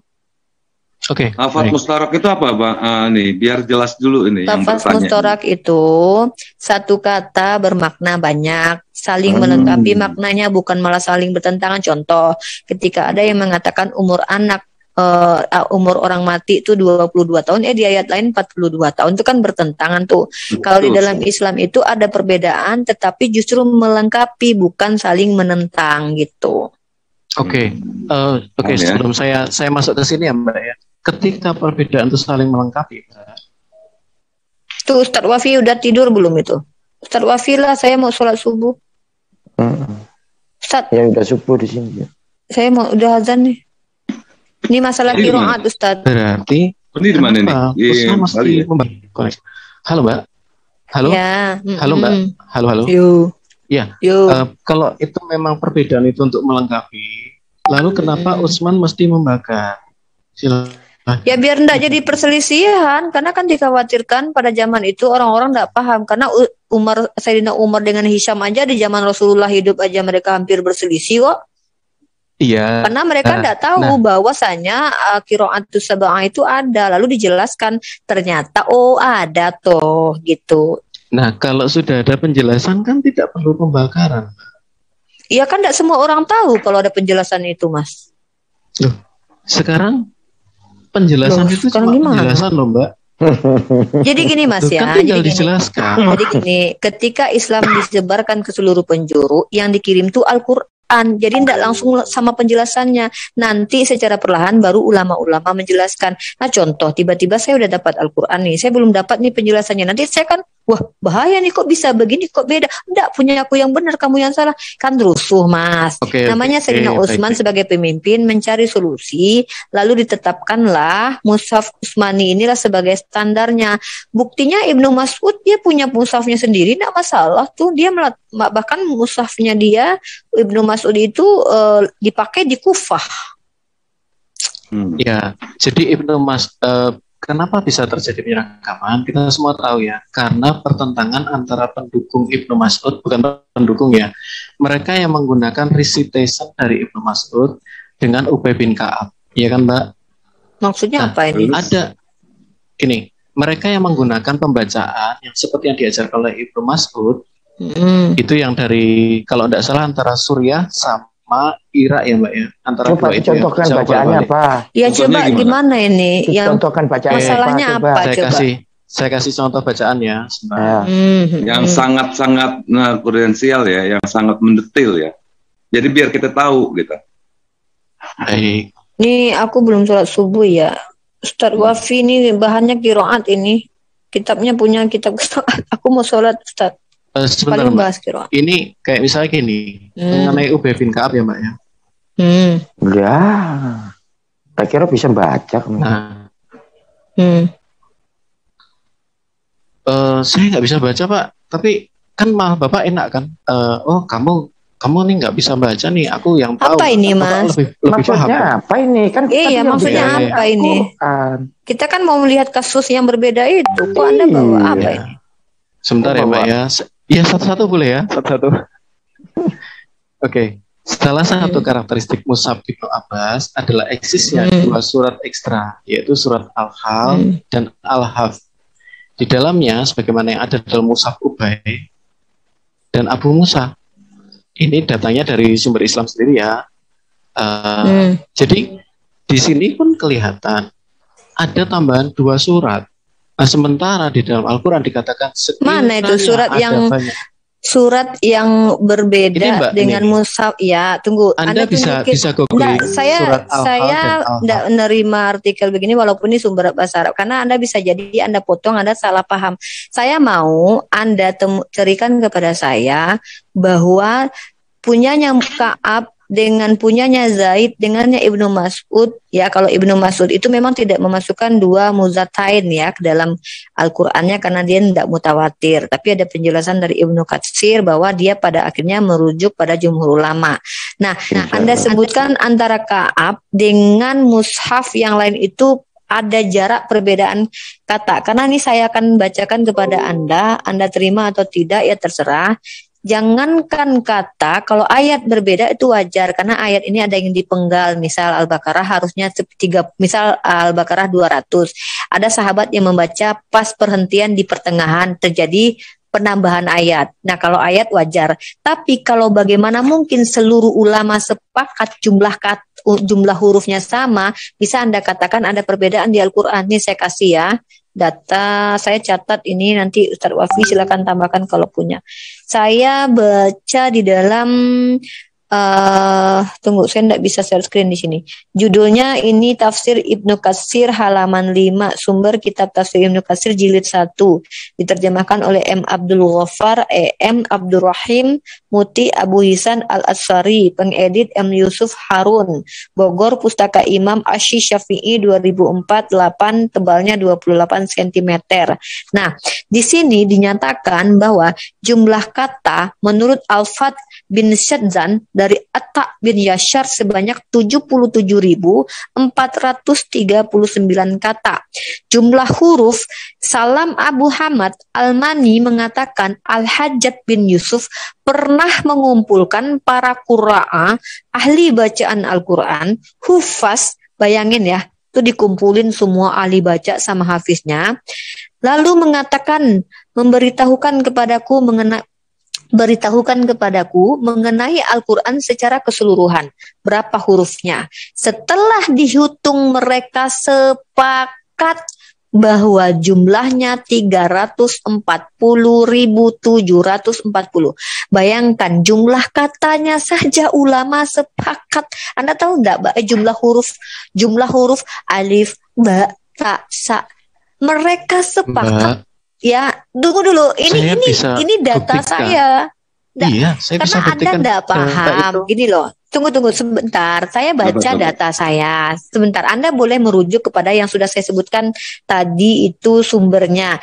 Diterjemahkan sumber kitab Tafsir Ibnu Katsir jilid 1 diterjemahkan oleh M. Abdul Ghaffar Abdurrahim. Anda rujuk aja itu, tidak masalah. Lalu di sini dinyatakan jumlah hurufnya saja mereka semua sepakat. Bayangin, Jumlah huruf Al-Quran mereka sepakat disuruh penghafal semua, para penulis disuruh ngumpul. Mereka sepakat menyatakan hurufnya jumlahnya sama. Gimana Anda mau mengatakan Al-Quran ini berbeda? Jumlah hurufnya aja sepakat loh. Itu aja udah membantah. Kecuali memang Anda kan tidak paham. Mbak, jadi gini Mbak Rifa, ini ya Mbak ya, yang saya sharingkan ini dari buku Islam sendiri ya, dengan gini loh Mas, teman-teman Kristen itu bahasa Indonesia pun sering salah paham. Jadi saya mau menjelaskan buku Taufik Adnan Amal pun saya harus baca satu bukunya biar saya tahu maksud dan tujuannya. Anda mengambil mencomot, enggak apa-apa. Jadi biar tahu apa itu surat Al-Kahf, apa surat Al-Hafid. Karena ada satu surat itu yang namanya ada 3 nama, 4 nama. Contoh Al-Fatihah namanya surat Alhamdulillah juga. Satu lagi surat apa itu Ustaz yang satu? Ummul Quran. Ummul Quran juga. Jadi ketika Anda menuliskan di sini ada surat Al-Kahf atau surat ini, di situ jangan-jangan merujuk ke surat apa. Jadi harus jelas dulu. Iya, baik. Gini, patahnya argumen Anda itu ketika saya membawakan literasi dari Ibnu Katsir jilid 1 yang mengatakan jumlah hurufnya saja dikumpulkan para penghafal, para qura'ah, mereka sepakat tidak ada yang beda-beda loh. Kecuali gini, si Anu bilang hurufnya 1000, si Anu bilang hurufnya 5.000. Wah, baru kita bisa ini nih, ayat mana nih yang berselisih. Di sini tertulis mereka sepakat bahwa jumlahnya 340.740 huruf. Hajjaj mengatakan, sekarang beritahu aku mengenai pertengahan Al-Quran. Dan ternyata pertengahan Al-Quran adalah huruf fa. Di kalimat walayat talatof. Bayangin kalau ada perbedaan, tidak mungkin ketemu pertengahannya. Kenapa sih si Nganu bilang, oh enggak bisa, di mushaf saya pertengahannya tuh huruf C. Enggak bisa, si Anu bilang huruf D. Karena pasti berbeda. Kalau seandainya si Anu ini punya 100 ayat, si Anu punya 90 ayat, enggak mungkin pertengahan ayatnya walayatalattof itu, Mas. Walayusironna bikum ahadan. Itu surat Al-Kahfi. Gitu loh, Mas. Nah iya, jadi gimana Anda mau mencari tahu Al-Quran berkurang dan bertambah sementara jumlah hurufnya? Saya bisa bantah. Enggak, saya bisa bantah data Anda tersebut, Mbak Rifa. Iya, silakan Anda bantah data saya. Tetapi maksud saya minta, maksud saya gini, saya cuma mau selesaikan ini dulu. Jadi memang beliau ini memberikan penjelasan ini, saya nggak tambah-tambahi ini dari sumber saya tidak tahu si Taufik Adnan Amal, karena banyak juga orang Syiah yang percaya juga Al-Quran itu sudah tidak original, namanya ke-Islam-Islaman semua. Saya harus tahu dulu dong siapa Taufik Adnan ini. Jangan-jangan dia nanya Cahyono, kan saya tidak bisa terima begitu saja. Kami umat Islam ketika ada orang fasik membawakan berita, dia nanya Cahyono, dia nanya kepada Quraisy Shihab. Ada pengantarnya Quraisy Shihab? Ya, tidak masalah mau pengantarnya Quraisy Shihab, Raja Salman. Gini Mas, ketika ada kaum fasik yang memberikan kabar kepadamu, kata Rasul saya kepada saya, Rifa, kata Rasul saya, jangan kau bantah dulu, ya Rasulullah, jangan kau tolak dulu, jangan kau terima mentah-mentah. Jadi ketika Anda bawa literasi ini, saya harus pelajari dulu. Ini Anda temunya di mana? Jangan-jangan Anda bawa ini dari Yohanes si Pembaptis lagi, kan saya tidak tahu itu. Kalau saya punya data, itu begitu orang Islam. Betul orang Islam begitu. Tidak boleh kami. Jadi saya ini begini Mas, di dalam Islam itu bukan jawab terus tanya harus dijawab, enggak, kami harus jelas. Ketika Anda membawa literasi kepada kami harus selidiki dulu, ini si Adnan ini orangnya siapa, Taufik Adnan Amal ini apakah dia jangan-jangan Syiah, jangan-jangan dia siapa, kami harus tahu dulu. Karena bagaimanapun juga bahkan Syiah sekalipun yang konsep ketuhanannya dengan kami tak berbeda pun, ada beberapa ulama mereka yang berani-berani mengatakan, oh Al-Quran itu udah enggak benar. Lah, mana buktinya? Tidak bisa nunjukin. Jadi bahkan Anda mohon maaf. Ulama kribo ya Mbak ya? Ulama ya gini, saya tidak mau justifikasi orang ya. Jangan bilang ulama kribo. Ulama itu artinya orang berilmu. Kribo memang punya ilmu. Jadi gitu. Artinya gini Mas Den. Artinya gini Mas Denny. Ketika kita mau menyampaikan sesuatu, kita contoh nih, saya boleh nggak bawa apokrifanya Mas Denny? Mas Denny, saya paksain. Unik. Oh ya, ini ada Ustadz Wafi mungkin mau jelasin itu. Saya mau sholat subuh, Ustadz.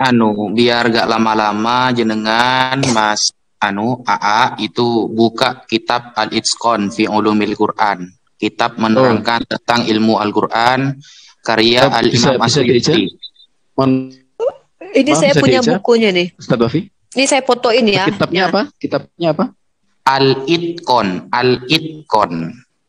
Imam Suyuti. Ya. Suyuti. Ya, Imam di dalam Suyuti. kitab ya. Beliau mempunyai 600 karya kitab. Baik. Nah, bagaimana tanggapan beliau tentang surah Al-Khol dan surah Al-Hafid? Itu termasuk 2 surat yang dimansuh, dihilangkan bacaannya, tetapi tetap dibaca. Jadi para sahabat Rasulullah ketika kunut subuh itu tetap membaca inna nasta'iduka wa nastaghfiruka, itu isi surat Al-Khol dan Al-Hafid.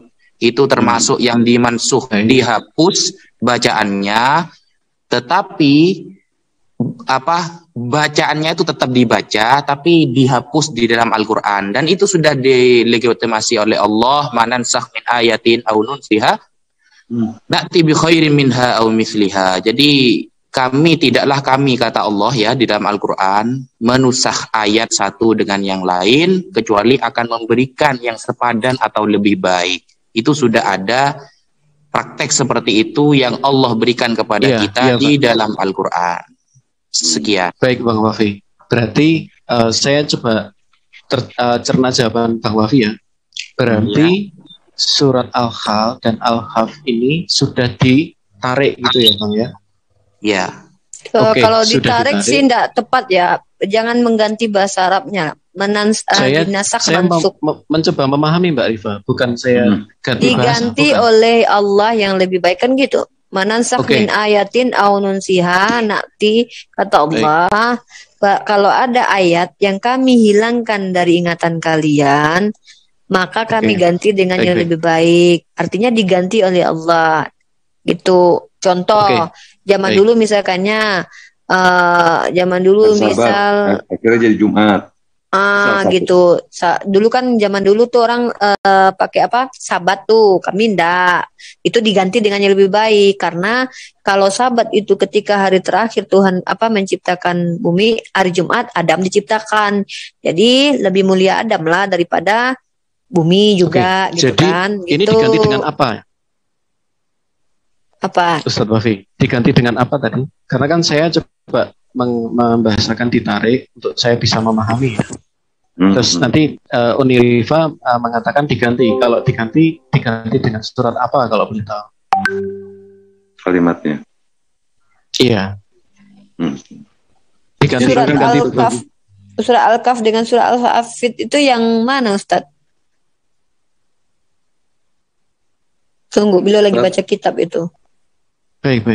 Ya, siap. Jadi gini Bang, kalau kita umat Muslim tuh ada kritisi dari pihak luar, kita tidak pernah menyatakan dengan ayat lagi atau kita adu dengan ayat-ayat lain, tapi kita terima dulu untuk kita teliti. Itu Islam.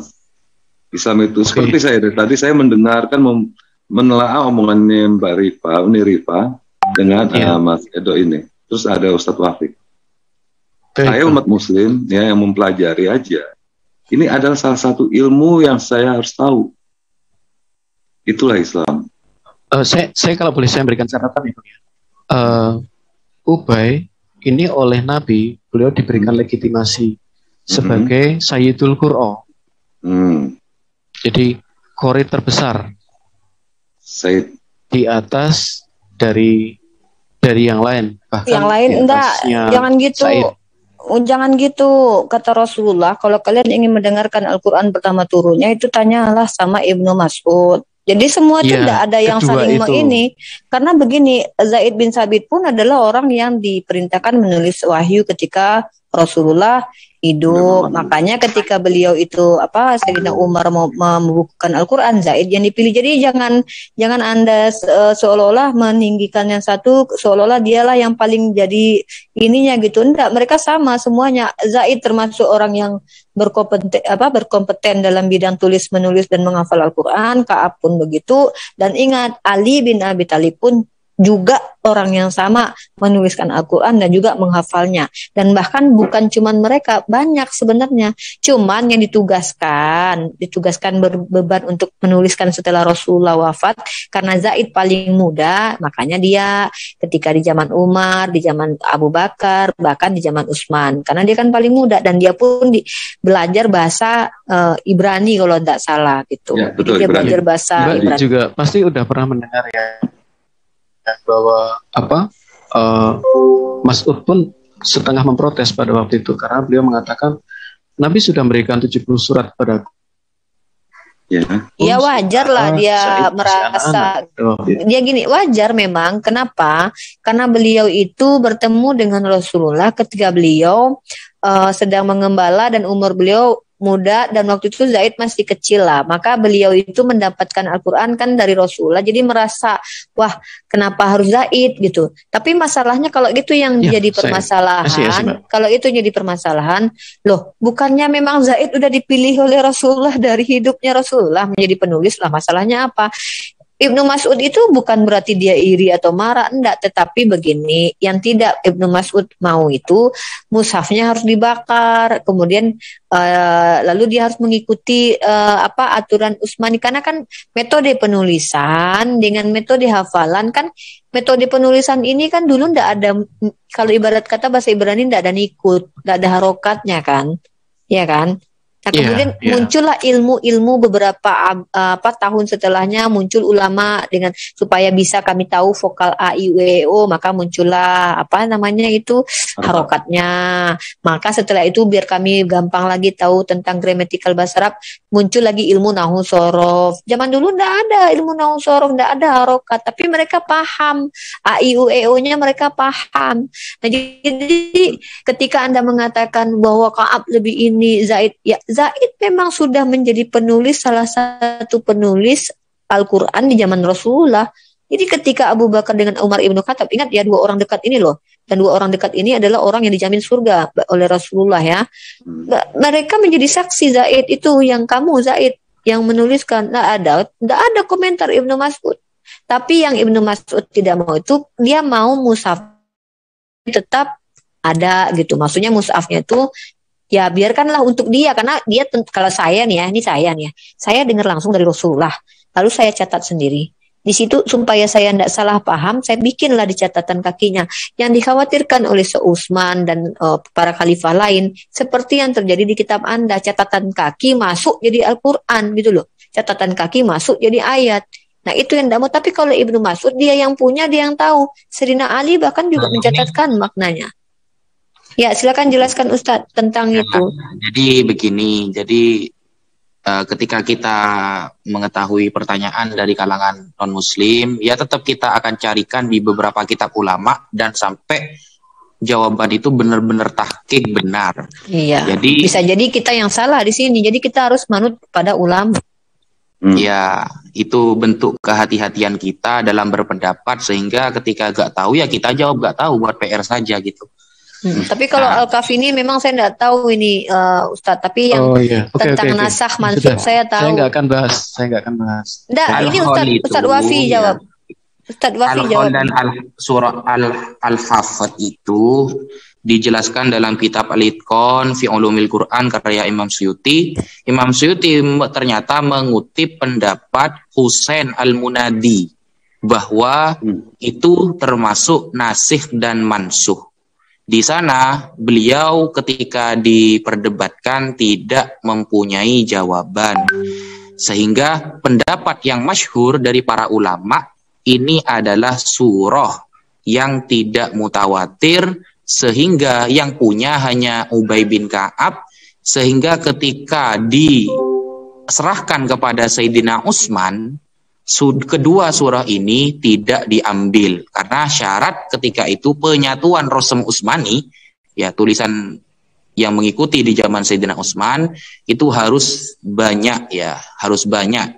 Contohnya surat Muhammad, surat Mujadilah, ini dari ini banyak. Nah, ternyata untuk surah Al-Khala dan Al-Hafid itu dari Ubay bin Ka'ab, kan seperti itu. Jadi tidak dimasukkan dalam Rasul Utsman ini.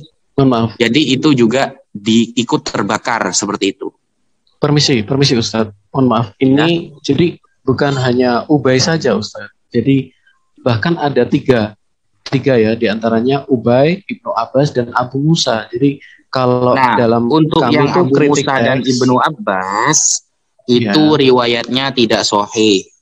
Tidak sahih dari istilahnya Mas ya. Kalau kita berpendapat itu ada istilah sanad ya. Sanad itu ada yang sahih, yang benar-benar benar, ada yang dhaif. Pendapat itu lemah karena dicari sanadnya, mata rantai riwayatnya itu tidak 100% benar seperti itu. Sehingga yang benar-benar nyata itu ternyata mushaf Ubay bin Ka'ab. Dan itu syarat mutawatir itu kan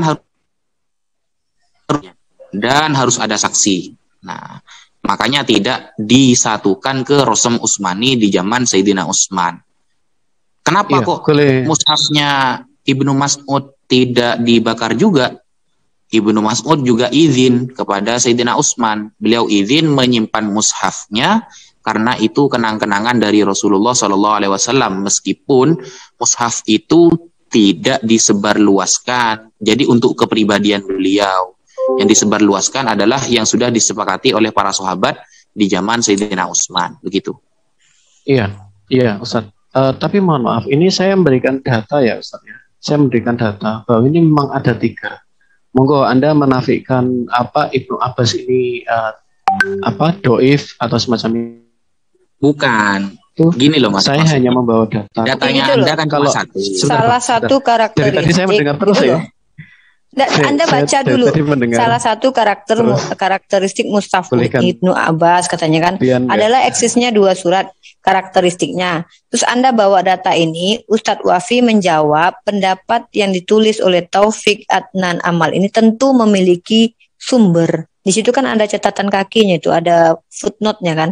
Nah, footnote ini merujuk ke sebuah pernyataan yang disebut dengan bisa jadi hadis, bisa jadi khobar. Nah, yang sumber itu yang disampaikan sama Ustadz Wafi, bahwa ada ulama yang mengatakan bahwa sumber ini doif. Karena gini, hadis palsu pun ada. Itu kenapa saya dari tadi tuh minta kepada Anda, ketika Anda percaya bahwa tulisan itu dari Yohanes, tahu dari mana? Sumbernya siapa? Yang bilang siapa? Itu makanya di dalam Islam itu ketika ada informasi tidak jelas yang menyampaikannya tertolak. Menjelaskannya siapa yang menyampaikan tidak jelas, tidak bersambung kepada sumber utamanya. Contoh, misal ketika ada yang mengatakan Rasulullah berkata begini-begini, lah kamu ngomong dari mana, tahu dari mana? Dia tidak bisa jawab, batal, tidak bisa diterima. Begitu perintahnya di dalam Islam. Itu. Baik. Saya cuma sampaikan aja ya. Jadi saya nggak akan saya cuma berikan data aja Mbak. Posisi saya di sini cuma tukang pos. Iya, enggak apa-apa. Ya. Itu enggak masalah. Mau beli Mbak ngasih data, kayak Anda mau ngasih kitab pun kepada kami, tetap begini Mas. Di dalam Anda Kristen saja banyak data-data, bahkan Ilen Pagel, sekelas Ilen Pagel yang lulusan Harvard berani mengatakan kitab Thomas itu adalah kitab yang benar, tapi diganti bapak-bapak gereja dengan kitab Yohanes. Anda mau enggak nerima itu? Saya tidak masalah, Mbak. Saya tidak masalah mereka mengatakan seperti itu. Jadi gini, Mas, ketika Anda mempermasalahkan ini, lalu Anda bawa ke sini, lalu dijelaskan bahwa sumber yang dikutip oleh Taufik Adnan Amal menurut ulama begitu begini, Anda mau jawaban apa lagi gitu? Karena kami pun berhak menolak hadis. Iya, permasalahannya seperti ini, Mbak. Di dalam 482 ya surat An-Nisa ya. Anda sendiri tadi mengatakan bahwa Quran menantang. Betul. Yang ditantang Quran apa? Ketika saya bawakan kontradiksi. Gini loh, ini lucu. Manansakh min ayatin itu ada. Nasakh mansukh itu hukumnya ada di Al-Quran. Buktinya di dalam surah Al-Baqarah. Manansakh min ayatin aw nunsiha. Artinya legitimasi dari Allah ada. Tantangan dari Al-Quran adalah yang pertama, temukan kontradiksi di Al-Quran. Yang kedua, carikan ayat yang serupa dengan Al-Quran. Artinya ada yang mengatakan, oh ini Al-Quran palsu nih. Al-Quran ini yang dibawa siapa ini? Ini benar-benar buatan Tuhan. Betul-betul identik dengan Al-Quran. Sama. Bahasa sastranya sama. Hukumnya sama. 1400 tahun lamanya, bahkan orientalis pun sekelas Johannes dari Damaskus, Al-Kindi, bahkan siapa lagi itu sampai ke siapa itu yang si cepot pret itu tidak mampu menemukan kontradiksi di Al-Quran, padahal ngaku pintar bahasa Arab. Nah, secara intelektualitas akademis, coba temukan sarjana mana, bahkan itu yang si Louis Ma'aluf itu yang pembuat Kamus Al-Munjid, apakah dia sudah menemukan kontradiksi yang ditentang Al-Quran? Temukan kontradiksi, kemudian buatlah semisal surah ini. Tidak ada yang mampu. Ketika Anda berbicara tentang hukum yang dilegitimasi oleh Al-Quran, yaitu hukum nasakh mansukh, itu apa masalahnya coba? Hukum nasakh mansukh itu ada gitu loh. Memang Allah udah bilang. Surat ini udah ditarik gitu kan, Mbak? Memang iya kan, sudah ada kan, Allah udah bilang manansakh min ayatin aw nunsiha na'ti bi khairim minha, kata Allah. Kalau ada ayat yang kami hilangkan dari ingatan, kami jadikan dia tidak ada dengan cara Allah, apapun cara Allah, maka Allah ganti dengannya lebih baik. Contoh misal entah itu hukum, entah itu ayat itu, entah karena itu saya bingung gitu gini Mbak Rifa. Ya Anda tadi memang kan bingung. Ustadz Wafi mengatakan kami tidak tahu gitu kan. Apa sih Anda ini bingung saya jadinya. Ketika Ustadz Wafi bilang kami tidak tahu, dia mengajarkan kami di sini umat Islam. Kalau seandainya ada yang bertanya, kami tidak langsung menjawab. Karena Ustadz Wafi mencari dulu di kitab-kitab. Tadi beliau tuh lagi bongkar kitab gara-gara Anda. Beliau buka lagi kitabnya yang banyak, beliau baca lagi tentang ayat ini gara-gara Anda. Harusnya dia zikir gara-gara Anda nanya ini, dia buka kitabnya, tapi tidak apa-apa, mudah-mudahan pahala. Dia tidak boleh. Ulama itu, kami para umat Islam, saya kan tidak ulama, kadang kalau saya bicara sembarangan wajar, saya bukan ulama. Kalau Ustadz Wafi, beliau itu diajarkan, nanti beliau ngajarin saya. Ya dong, orang baru seperti saya aja bisa ngajarin Anda, apalagi Ustadz Wafi. Jadi gini, maksudnya bukan ulama tapi baru. Oh bukan, saya ini adalah mak remahan rengginang yang nggak tahu apa-apa, tapi saya dengan teman-teman Kristen bisa jadi profesor saya, ya. Jadi umat Islam itu, umat Islam itu anak MI sekalipun kalau berhadapan dengan teman-teman Kristen itu ibarat profesor ngajarin anak TK. Emang kita sadar itu, memang benar. Jadi ketika Ustadz Wafi bicara sebagai kapasitasnya sebagai seorang ulama, dia diajarkan untuk apa? Ketika ditanya, beliau belum baca kitabnya, beliau bilang, saya tidak tahu, saya baca dulu. Tidak malu hari itu. Intinya gitu. Saya Mbak ya, iya, saya intinya suka. Gini, tunggu, stop. Intinya adalah data Anda yang Anda bawa ini akan dipelajari oleh umat Islam dulu, nanti baru kami tahu ini ada apa dengan data ini. Kami tidak bisa tolak langsung, tidak bisa terima langsung, begitu. Tapi masalahnya tentang nasakh mansukh ini sudah ada gitu loh. Paham nggak? Iya, tentang nasakh mansukh ini sudah ada. Apakah ini benar? Ya kan pertanyaan saya berubah ya Mbak ya, mungkin berubah. Jadi apakah ini benar termasuk nasakh mansukh? Kemudian apakah ada sumbernya? Tadi kan udah disampaikan gitu, Ustadz Wafi. Anda gimana sih Mas? Kan udah dijelaskan Ustadz Wafi tadi. Dia tidak mengatakan bahwa ada sumbernya yang doif. Nah terus piye? Sekarang lagi ini halo.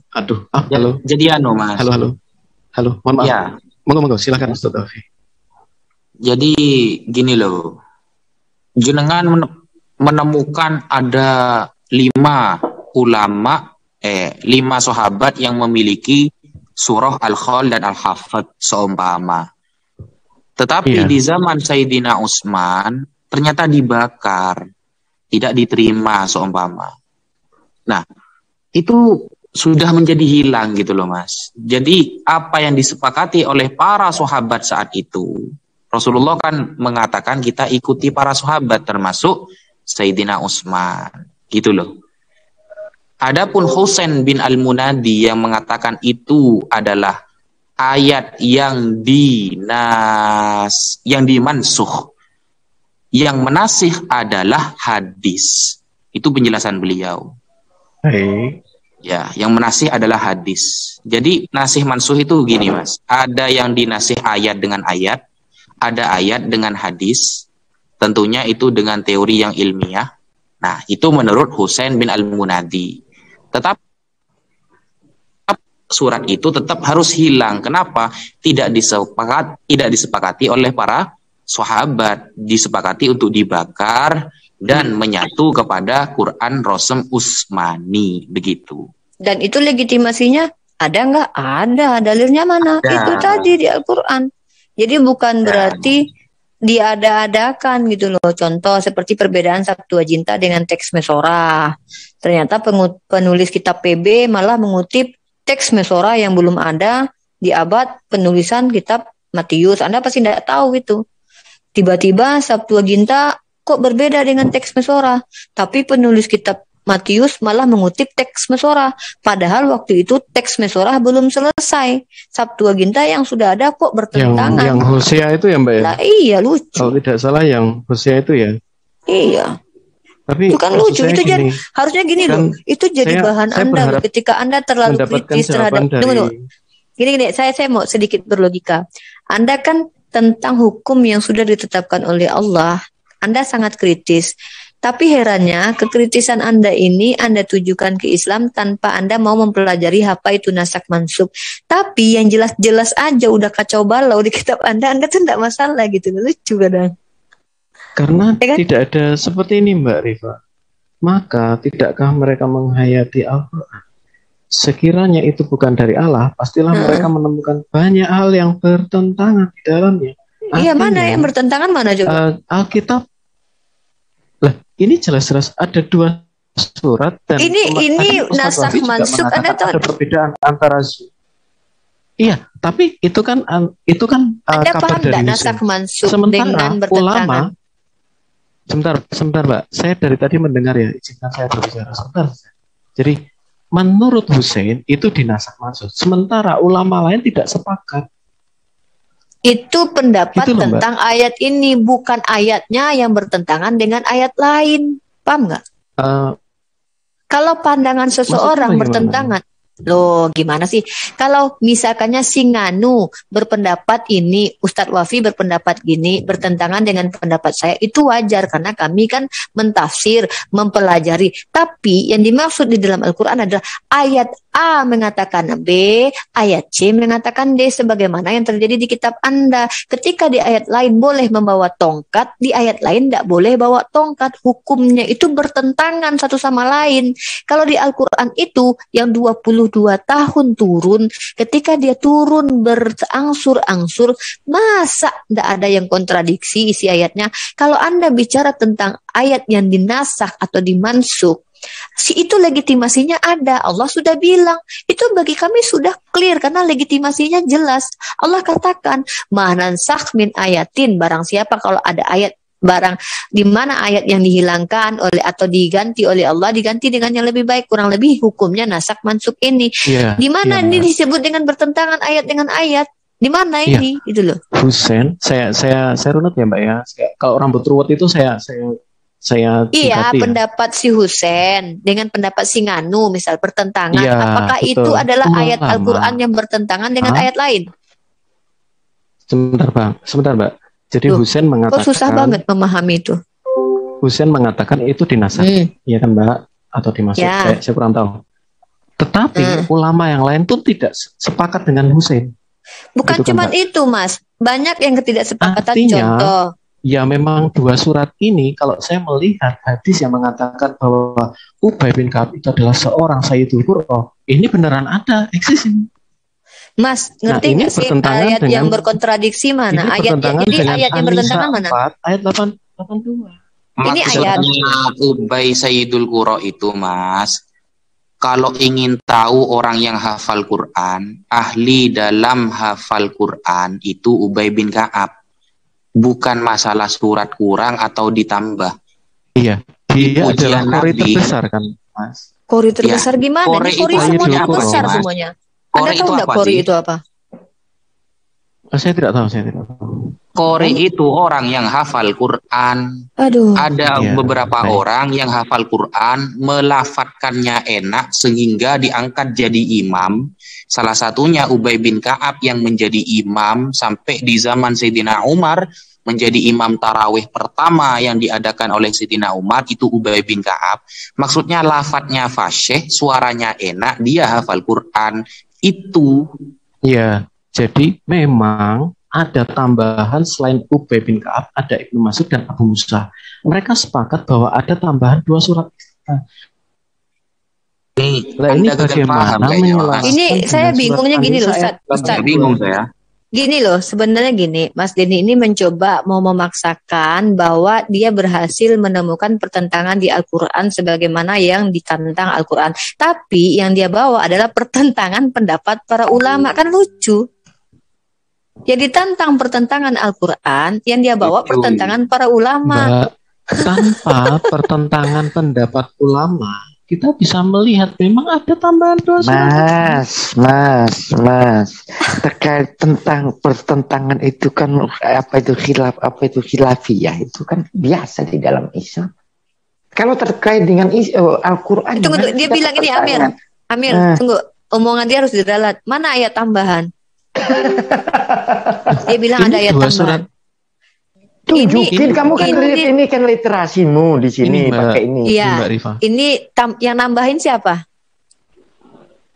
Ini loh Mbak. Iya, saya buat tanya merahin. yang nambahin siapa?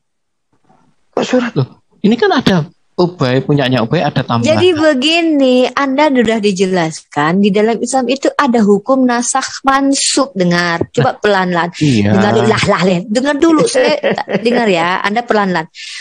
Yang dimaksud dengan hukum nasakh mansukh itu dilegitimasi oleh Allah. Allah udah bilang Iya. sebelum, tunggu dulu, iya, dengar dulu ya. Ketika Rasulullah itu masih menjadi penyampai wahyu atau firman, Rasulullah itu sudah dikasih tahu sama umat Islam itu seluruh dunia itu sudah dikasih tahu akan ada ayat yang dihilangkan dan diganti dengan yang lebih baik. Maka dengan adanya ayat ini itulah bukti bahwa benarlah kata Al-Quran bahwa akan ada ayat yang akan dinasak dan dimansuh. Nah, kalau Anda Iya. bilang ini ayat yang melakukan. ditambahkan, tunggu dulu. Kalau yang dimaksud dengan ayat ditambahkan, ketika Rasulullah sudah wafat, ternyata ada ayat baru muncul yang tidak pernah dibaca sahabat, tapi diributkan. Tidak bisa, ini ayat Al-Quran. Ada yang menambahkannya. Contoh, misalnya di Arab Saudi orang baca 150 ayat. Tiba-tiba di Indonesia jadi 170 ayat. Itu namanya ditambahkan. Tapi Lah, kalau ini- ayat itu Ini turunnya, apa tunggu dulu. Mbak? Ini udah jelas. Astagfirullah, ketika ayat diturunkan oleh Allah 122, Mbak, lalu Allah Mas, nasak atau mansuk 2 ayat, itu bukan ditambahkan, justru dinasak, dimansuk. Paham nggak? Pada zaman Rasulullah masih hidup itu, Mas. Iya. Mbak. Iya. Permasalahannya tadi Ustadz Wafi juga Anda sebenarnya udah tahu, saya tahu itu. Oh, Sebenarnya tidak, Anda Mbak, sudah tidak. paham. Kalau saya Cuman dari awal Anda saya ini mau jujur. sengaja karena Anda sudah terpojok ketika saya komparasi dengan Sabtua Jinta dengan teks Mesora. Oh, saya Kami tidak juga ada masalah. Ya itu dia, kenapa Anda tidak Contohnya masalah? gini, Tunggu. memojok. Tunggu, Contohnya gini, Anda Mas, nggak- ya. Kenapa Anda tidak Contohnya masalah? kayak Karena ayat-ayat tentang 4 masalah hari ayat Jumat dan 82. Sabtu. Sekiranya Mas, ya. itu bukan dari Tuhan. Bukan, Iya. ini Mas. Kamu Banyak kan hal yang- menunjukkan cuman tulisan Itu gitu. loh. Ya, mana Tunjukkan ayat yang tentangan? ayatnya. Ayat Jangan yang kau bertentangannya komplain mana? begini. Kalau tulisan gini kan kamu juga bisa nulis. Loh, Enggak, Kamu ayat yang cuma- bertentangan mana, Cuman Mas? memotong gini loh, Mas. tadi Sampean kan Wafi cuma saja memotong sudah mengakui ayat. Itu adanya. bukan Memotong ayat, bagian. Mas. Enggak, maksudnya Ini gini, Mbak. surat loh Mbak. Mbak bukan Rifa, ayat. Mbak Rifa. Astagfirullahaladzim. Ini kan cuma Surat. memotong berita juga. Enggak dilihat Ayatnya aslinya, mana? beritanya mana. Sekarang yang di-framingkan ini, mana ayatnya? Iya, ayat yang bertentangan mana? Anda bisa Kok googling. Anda ya Google Enggak, gimana? ayat yang Kamu bertentangan menunjukkan- mana? sekarang saya mau Bukan nanya ayat. kamu. Bukan ayat. Loh, Kalau yang kamu di- berani menunjukkan Surat. ini, gini loh Mas. Kalau kamu Surat. sudah menunjukkan ini, berarti kamu Bukan ada ayat. rujukannya. Ayatnya ini yang ini. Iya, minta mana ayat yang Sekarang bertentangan? mana? Ayo. Kalau Sabar ya, Mbak saya Rifa googling bisa ya. itu Mbak Rifa nunjukkan ke bebelan Enggak. bebelmu. Al-Quran itu menantang apa? Coba Gimana? definisinya aja. Yang saya mau dari tadi nggak jadi surat semua. Al-Quran menantang apa? Membuat satu surat. Enggak, Al-Quran menentang apa sama kamu? Temukan kontradiksi tentang ayatnya. Benar nggak? Pertentangan ayatnya. Paham nggak? Iya, banyak pertentangan di dalamnya, Mbak. Ya mana? Mana yang bertentangan ayat satu dengan ayat lain? Ya mana? Ayat satu dengan ayat yang lain yang bertentang mana? Ini misalnya ada ayat satu dengan ayat satu lagi tuh bertentangan mana ayatnya? Betul. Kalau kamu istilahnya kalau kamu mau menunjukkan pertentangan para ulama, apakah kamu mau mengatakan kata-kata ulama itu ayat?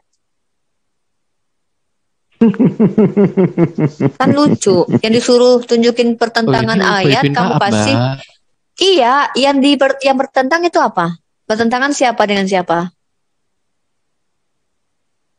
Ayat dengan ayat, Mas. Loh, Musafnya Utsman dengan Musafnya Ubay bin Ka'ab. Mana bertentangannya? Musaf Utsman dengan Musaf Ubay bin Ka'ab. Jadi gini, Mbak, intinya punya Utsman dengan Ubay bin Ka'ab berbeda, Mbak. Ya, berarti Musaf kan. Nah, Musaf dengan Musaf. Yang diminta di Al-Quran ayat satu dengan ayat lain itu bertentangan mana ayatnya? Coba tunjukin.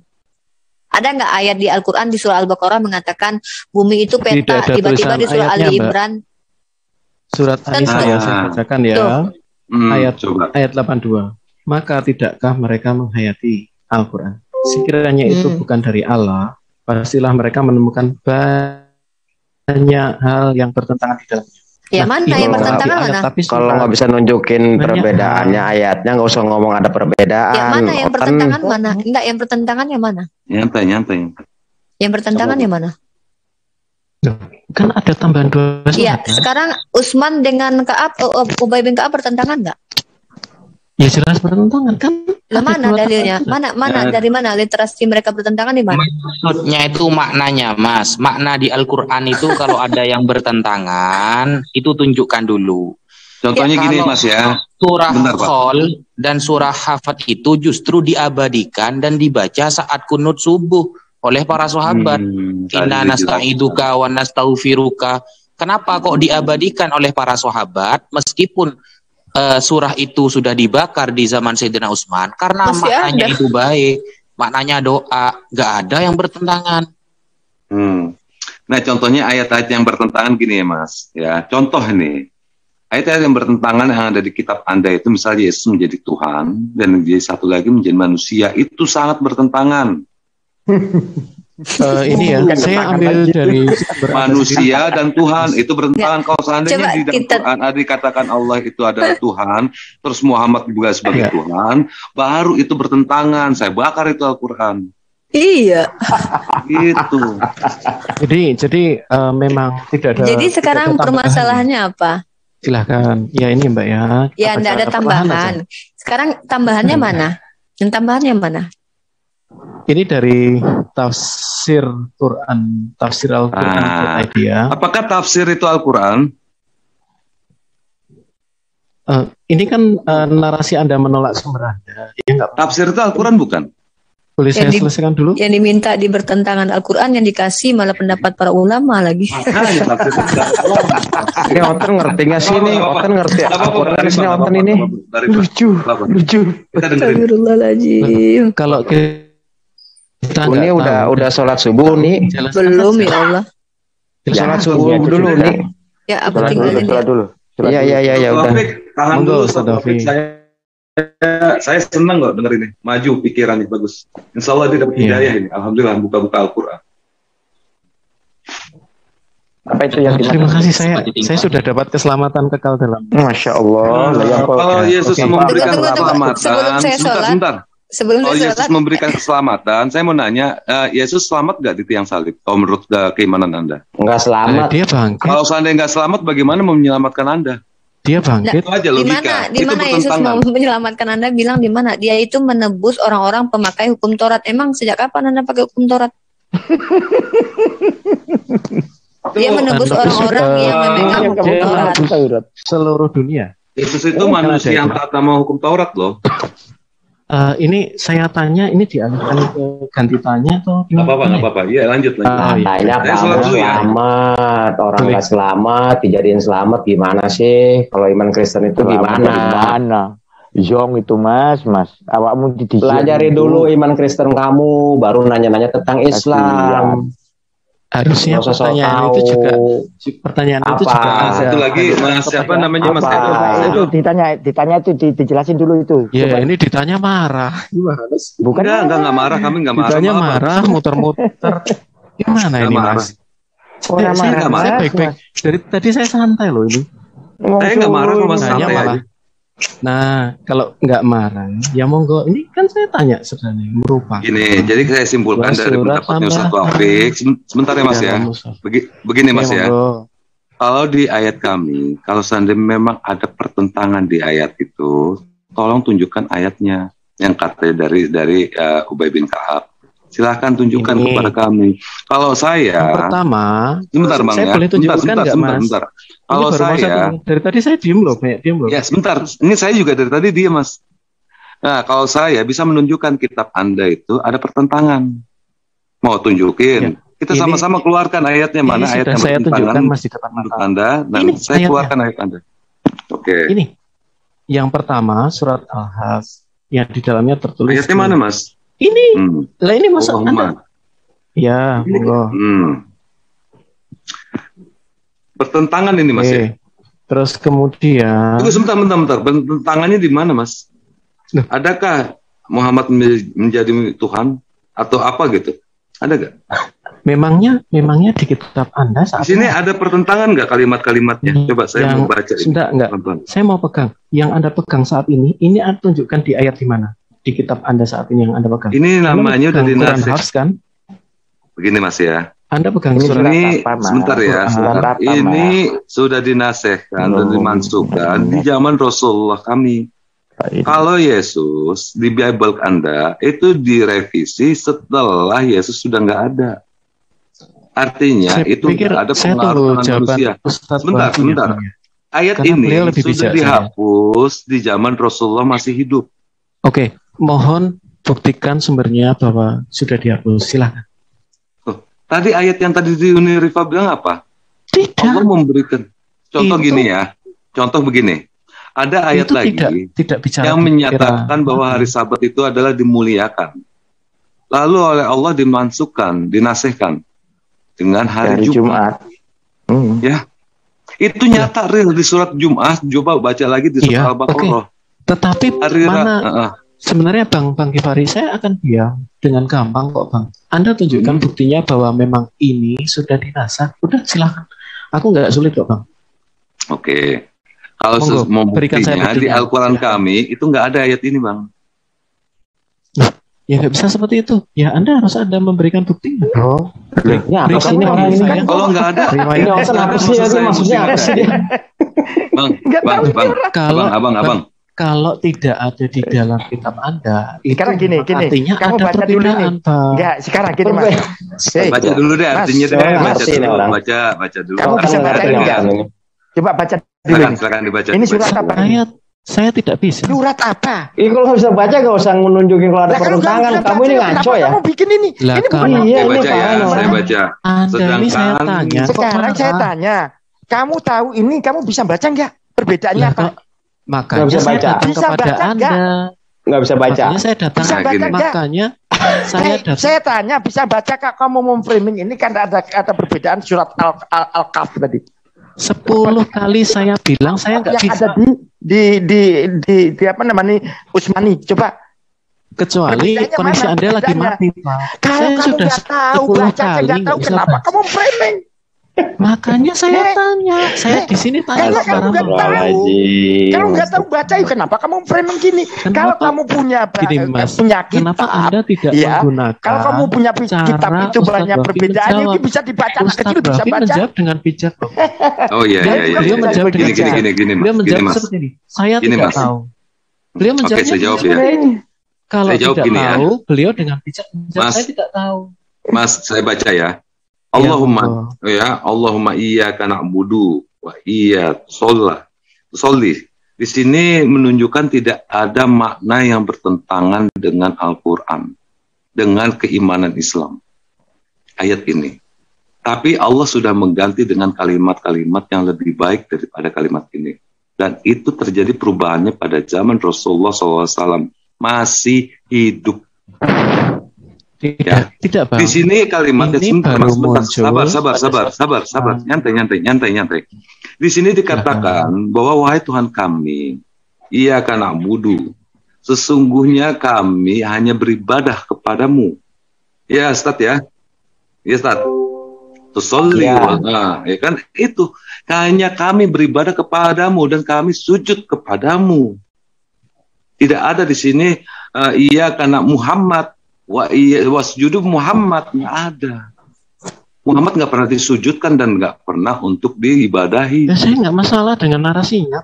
Terus apa yang dipertentangkan itu apa?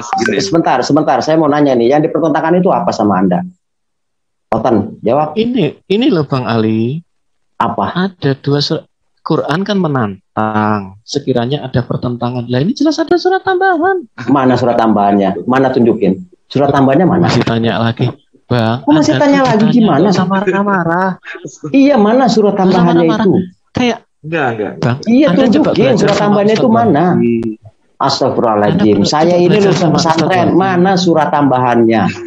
Mana? Tunjukin mana? Saya nggak mau tunjukkan kamu. Mas, di depan mata. Mas Ganteng. Mana? Mana surat tambahannya? Mas Ganteng. Iya, kasih tahu ya, biar singkat aja. Ini ayat ini dari Allah yang menurunkan, bukan manusia yang bikin. Lalu dihapus juga oleh pemiliknya, yaitu Allah juga yang menghapus. Ya, jadi menghapus itu Utsman, Bang. Dalam kodifikasi yang dilakukan Utsman. Kamu bertanya, tapi kamu jawab sendiri. So tahu kita jawab sesuai dengan yang ada di literasi Islam. Kamu tolak, tapi kamu bertanya di sini, nggak usah nanya kamu kalau begitu. Mas, gini Mas ya. Jadi ada sahabat waktu itu mendapatkan ayat ini juga dibaca. Ada juga sahabat yang tidak membaca. Pada saat Rasulullah masih hidup, ayat itu sudah dihapuskan, wahai sahabat-sahabatku. Ya, tapi ada sebagian sahabat itu masih mendengar, membaca ayat ini, lalu diperkuat oleh perkataan Utsman, sahabat Rasulullah, bahwa ayat itu sudah dihapuskan dan sudah diganti kalimatnya dengan Iyyaka na'budu wa iyyaka nasta'in. Sama maknanya. Tuh Masku yang ganteng. Maknanya itu sama. Ada surat Al-Fatihah, Mas. Astagfirullahaladzim. Jadi pertentangannya yang mana? Itu ayat itu lari ke Al-Fatihah, Mas. Pak Bernard dari Tarutung, Bah. Ini yang sudah jelas ini buang waktu nih Pak Bernard dari Tarutung. Aduh, rasa juga nih. Aduh, tahu juga nih. Iya. Jadi gini ya, saya kasih tahu lagi. Ayat itu Allah yang menurunkan dan Allah yang menghapus. Bukti dari omongannya Mbak Rifa tadi, Allah akan mengganti sesuatu yang lebih baik. Di sini panjang, Mas. Allahumma iyyaka na'budu wa iyyaka tasolli. Ya, panjang nih ayat ini. Sama Allah diganti, bukan Muhammad yang ganti, Mas. Ya pemiliknya yang punya, yang mengganti lagi. Iyyaka na'budu wa iyyaka nasta'in. Ini dia ayatnya. Ganti oleh orang terbaik. Jadi kita umat muslim, sahabat Rasulullah pada saat itu ada yang menghafal ayat ini. Terus ada lagi yang mengatakan Al-Fatihah itu bacaannya seperti ini. Pada saat terakhir Rasulullah sedang sholat apa? Sholat subuh, sudah diganti, dinasih masukkan ini. Maka ada sebagian sahabat membaca Iyyaka na'budu wa iyyaka nasta'in. Ayat ini sudah nggak dipakai. Iya. Apakah boleh minta riwayatnya? Tidak. Riwayatnya itu buka di hadis Bukhari, buka di tafsirnya tafsir Ibnu Katsir yang tadi Ustaz Wafik mengatakan. Itu jadi gini, Mas. Kalau ada satu alasan, kalau Mas memang haus dengan mohon maaf, di mana? Kalau Mas memang haus ilmu, Mas buka kitab itu. Dan saya pun haus dengan ilmu kitab Bible Anda, saya akan buka yang dikatakan di Rifa ada ayat sisipan. Di mana sisipannya? Saya cari itu, Mas. Di mana sisipannya dia nih? Oh iya, gitu loh Mas. Kitab kok sisipan?